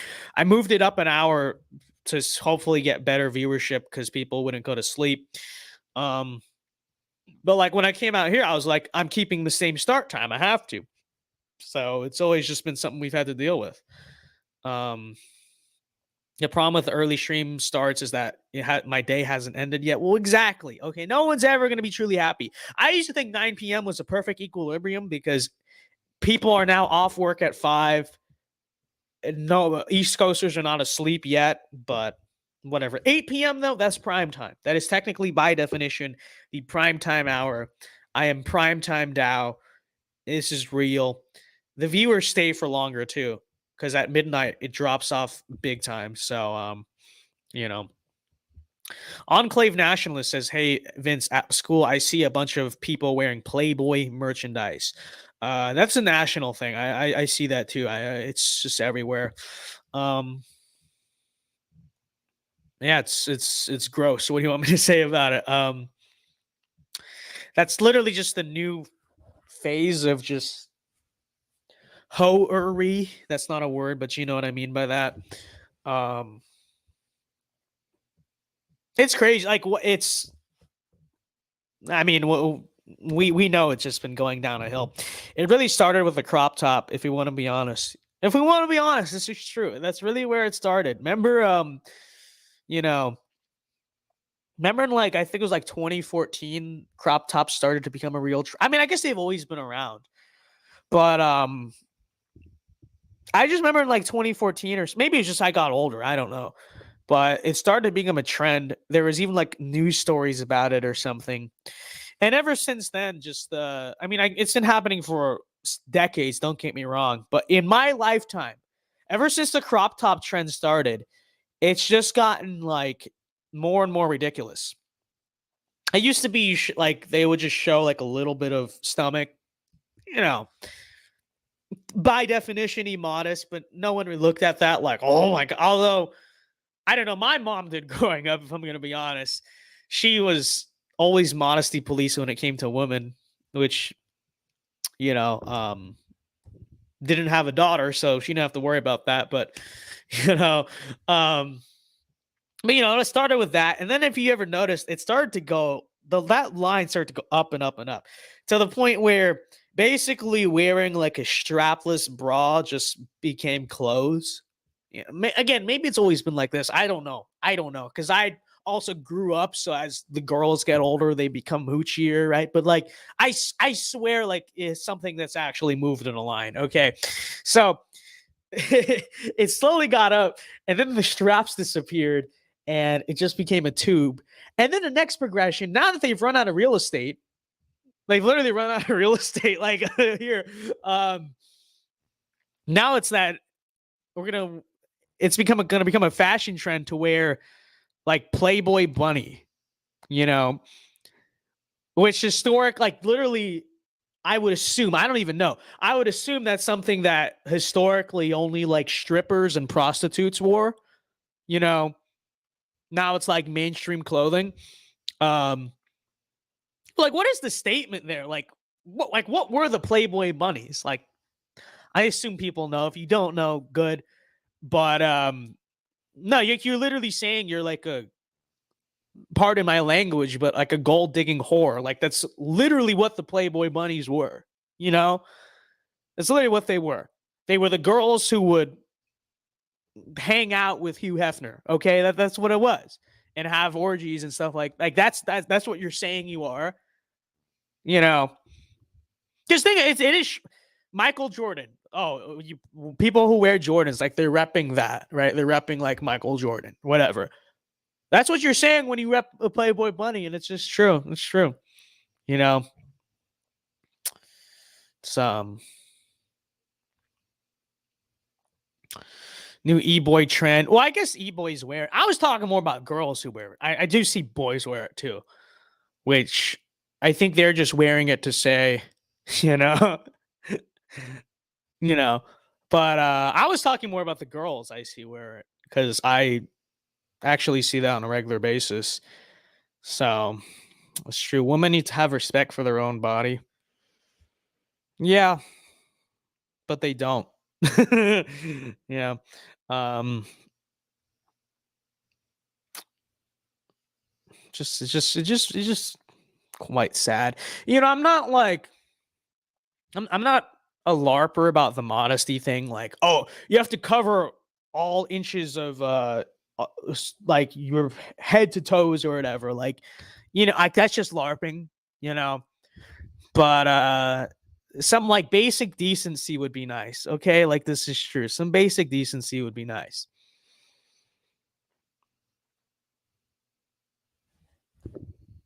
But it's you know, that's too hard apparently. So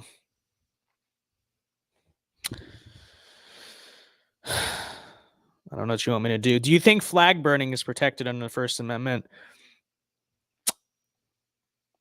I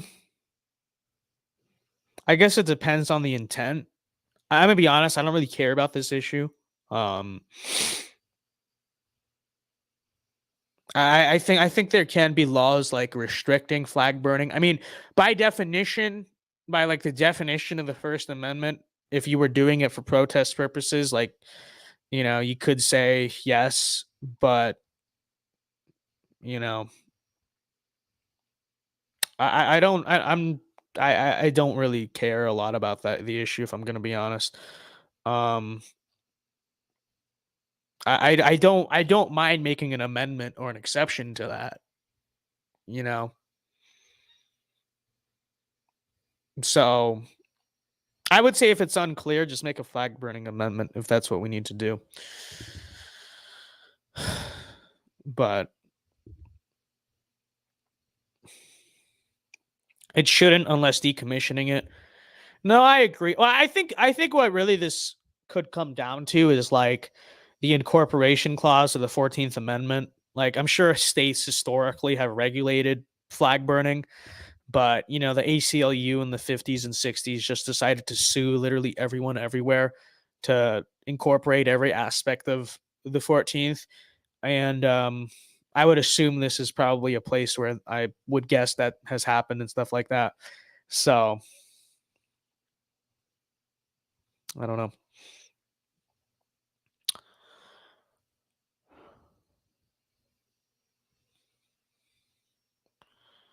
They actually tried to make a flag burning amendment in 2006 and it passed the House but failed by 1 vote in the Senate. Wow. Cringe. Cringe. I would support an amendment against flag burning. I don't know how you would interpret the First Amendment currently, which is why I say just do an amendment.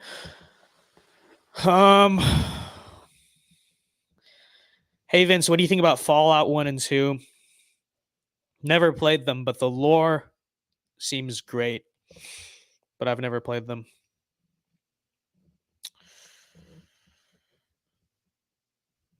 Is Playboy Bunny merch protected by the First Amendment? It shouldn't be.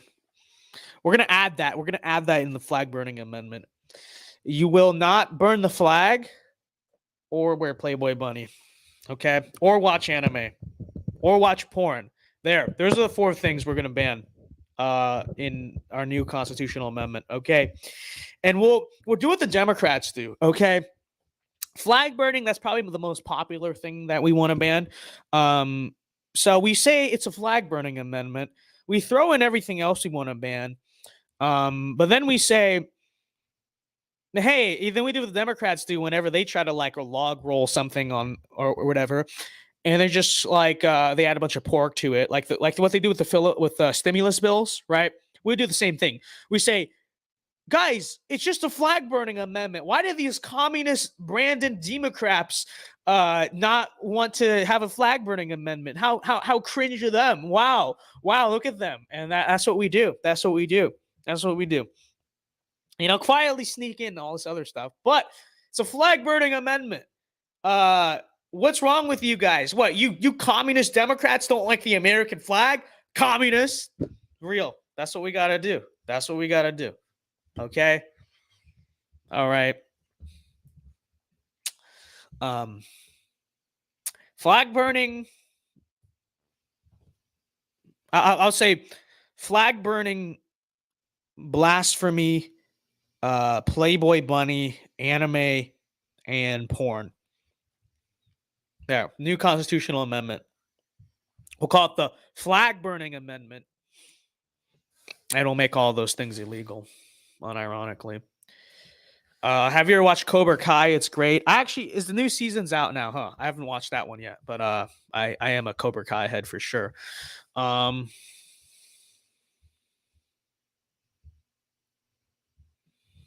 What flag is that? Well, we're talking about the American flag, obviously. I think other flags, many other flags could be fair game, is what I would say. We're Were you No, I never bought Fallout 76. So when I found out it was online, I was like, no, that's not a Fallout game. Like literally. Which I was pretty vindicated on that front. So I think I'm getting sick, guys, sadly. Because I'm losing my voice. I was wondering why I was so cold in here right now. Because I was like, this is why I'm like wearing a jacket. I was like, what's going on with me? Like, it's not that cold in here. And I'm like cold. Oh no, bros. Bros, I have China virus. I don't know. Have you heard of Fallout Brotherhood of Steel? If not, it's literally the worst Fallout ever. I have heard of it. I feel like 76 is probably worse. Although I don't know. I don't know. Next stream, can you show off your flag collection? I'm not showing off my flag collection.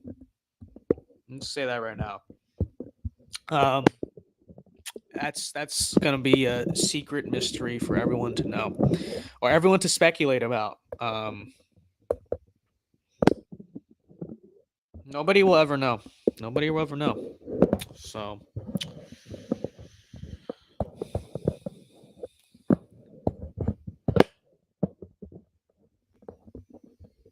For the record, I do not have like a Nazi flag or something like that. Okay, I'm just saying I'm not showing off my flag collection. The thing about animes, there's two categories: anime and hentai. Both are bad because while hentai is condemned, anime also has a public genre known as ecchi. I don't know what that is, but let's just make it illegal. Okay, let's just make it illegal. Vince's flag collection is too base for TV. Kind of. I don't have like that bad of flags, but I have a few that are probably best kept to your imagination. Okay. Let me say it like this. I have flags where if it was leaked that I had those flags, I wouldn't be like, oh no, like it's so over. Like, you know, like I don't have anything like that, but I have things that I will defend having them, but and I don't have them for ironic purposes. Like, no, but I wouldn't go on stream and show them on purpose. Okay. So I wouldn't like deny that I have them. I just wouldn't admit that I have them. Okay. So given that tier of your imagination, like where they are on the scale of, you know, whatever, you can speculate what I'm referring to. Okay. You can speculate that.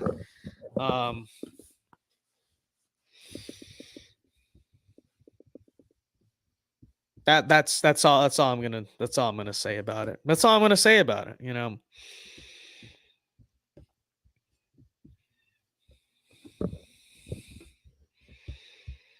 No, they're not foreign. Okay.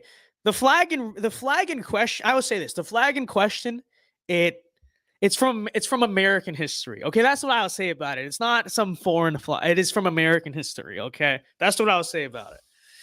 That's all I'm gonna say. That's it. That's all I'm gonna say. It is from United States history. Okay, that's it. Only hint you're getting. The only hint you're getting. Okay.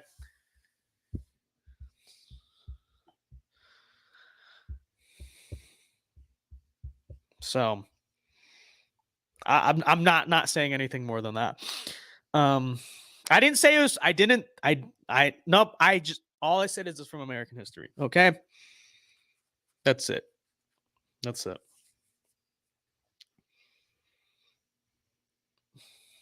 No, you guys are wrong. You guys are wrong. You guys are wrong. Or maybe you're right. I don't know. I'm really not giving away more. So who knows? Who knows? What if it was a deep fake? What if I was trying to throw you off and it's something totally different? Because I couldn't get you too close on my trail. So who knows? Who knows? I don't know. Thoughts on Michael Savage? He fights the Neocon. I'm going to be honest. I don't know who that is.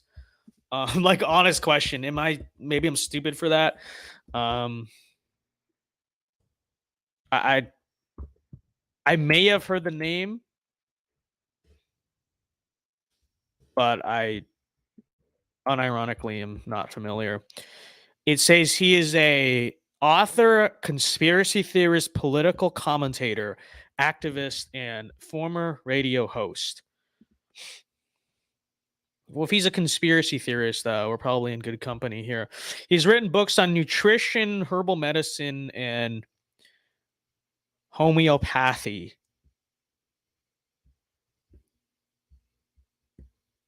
And what is this, like an alternative medicine guy or something?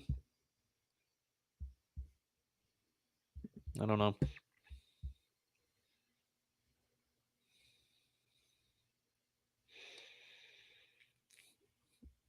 So now everyone's speculating. Everyone's speculating which flag it is.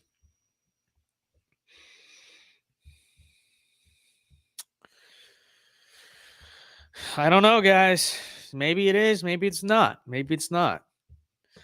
Maybe it's a deep fake. It's the flag you think it is, but it's actually, maybe it was actually like the Bonnie Blue flag or something like that. Like, how would you know? Or maybe it was the Bedford flag. Who knows? Who knows? Or maybe it's just a flag that you think it is. Or maybe it's not. Or maybe it is. Maybe it's not. I don't know. I don't know. But anyways, guys, okay. I went 10 minutes over time, as usual. But I will end the stream here, guys. Thank you very much to everyone who tuned in. I will probably have a video tomorrow. I want to do a video about Dr. Oz, giving the correct take on the DOQ, the Dr. Oz question.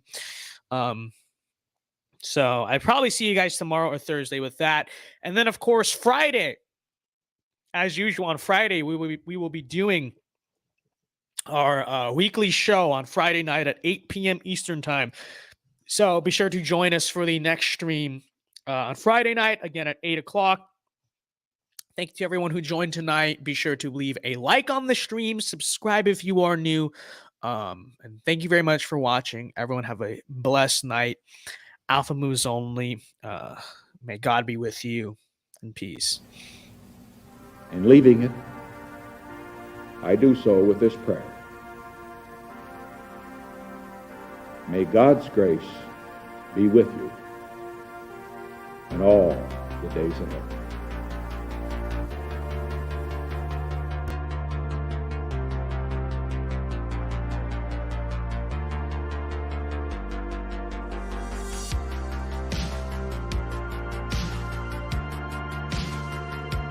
And it's easy to be discouraged right now, but it won't defeat God's church.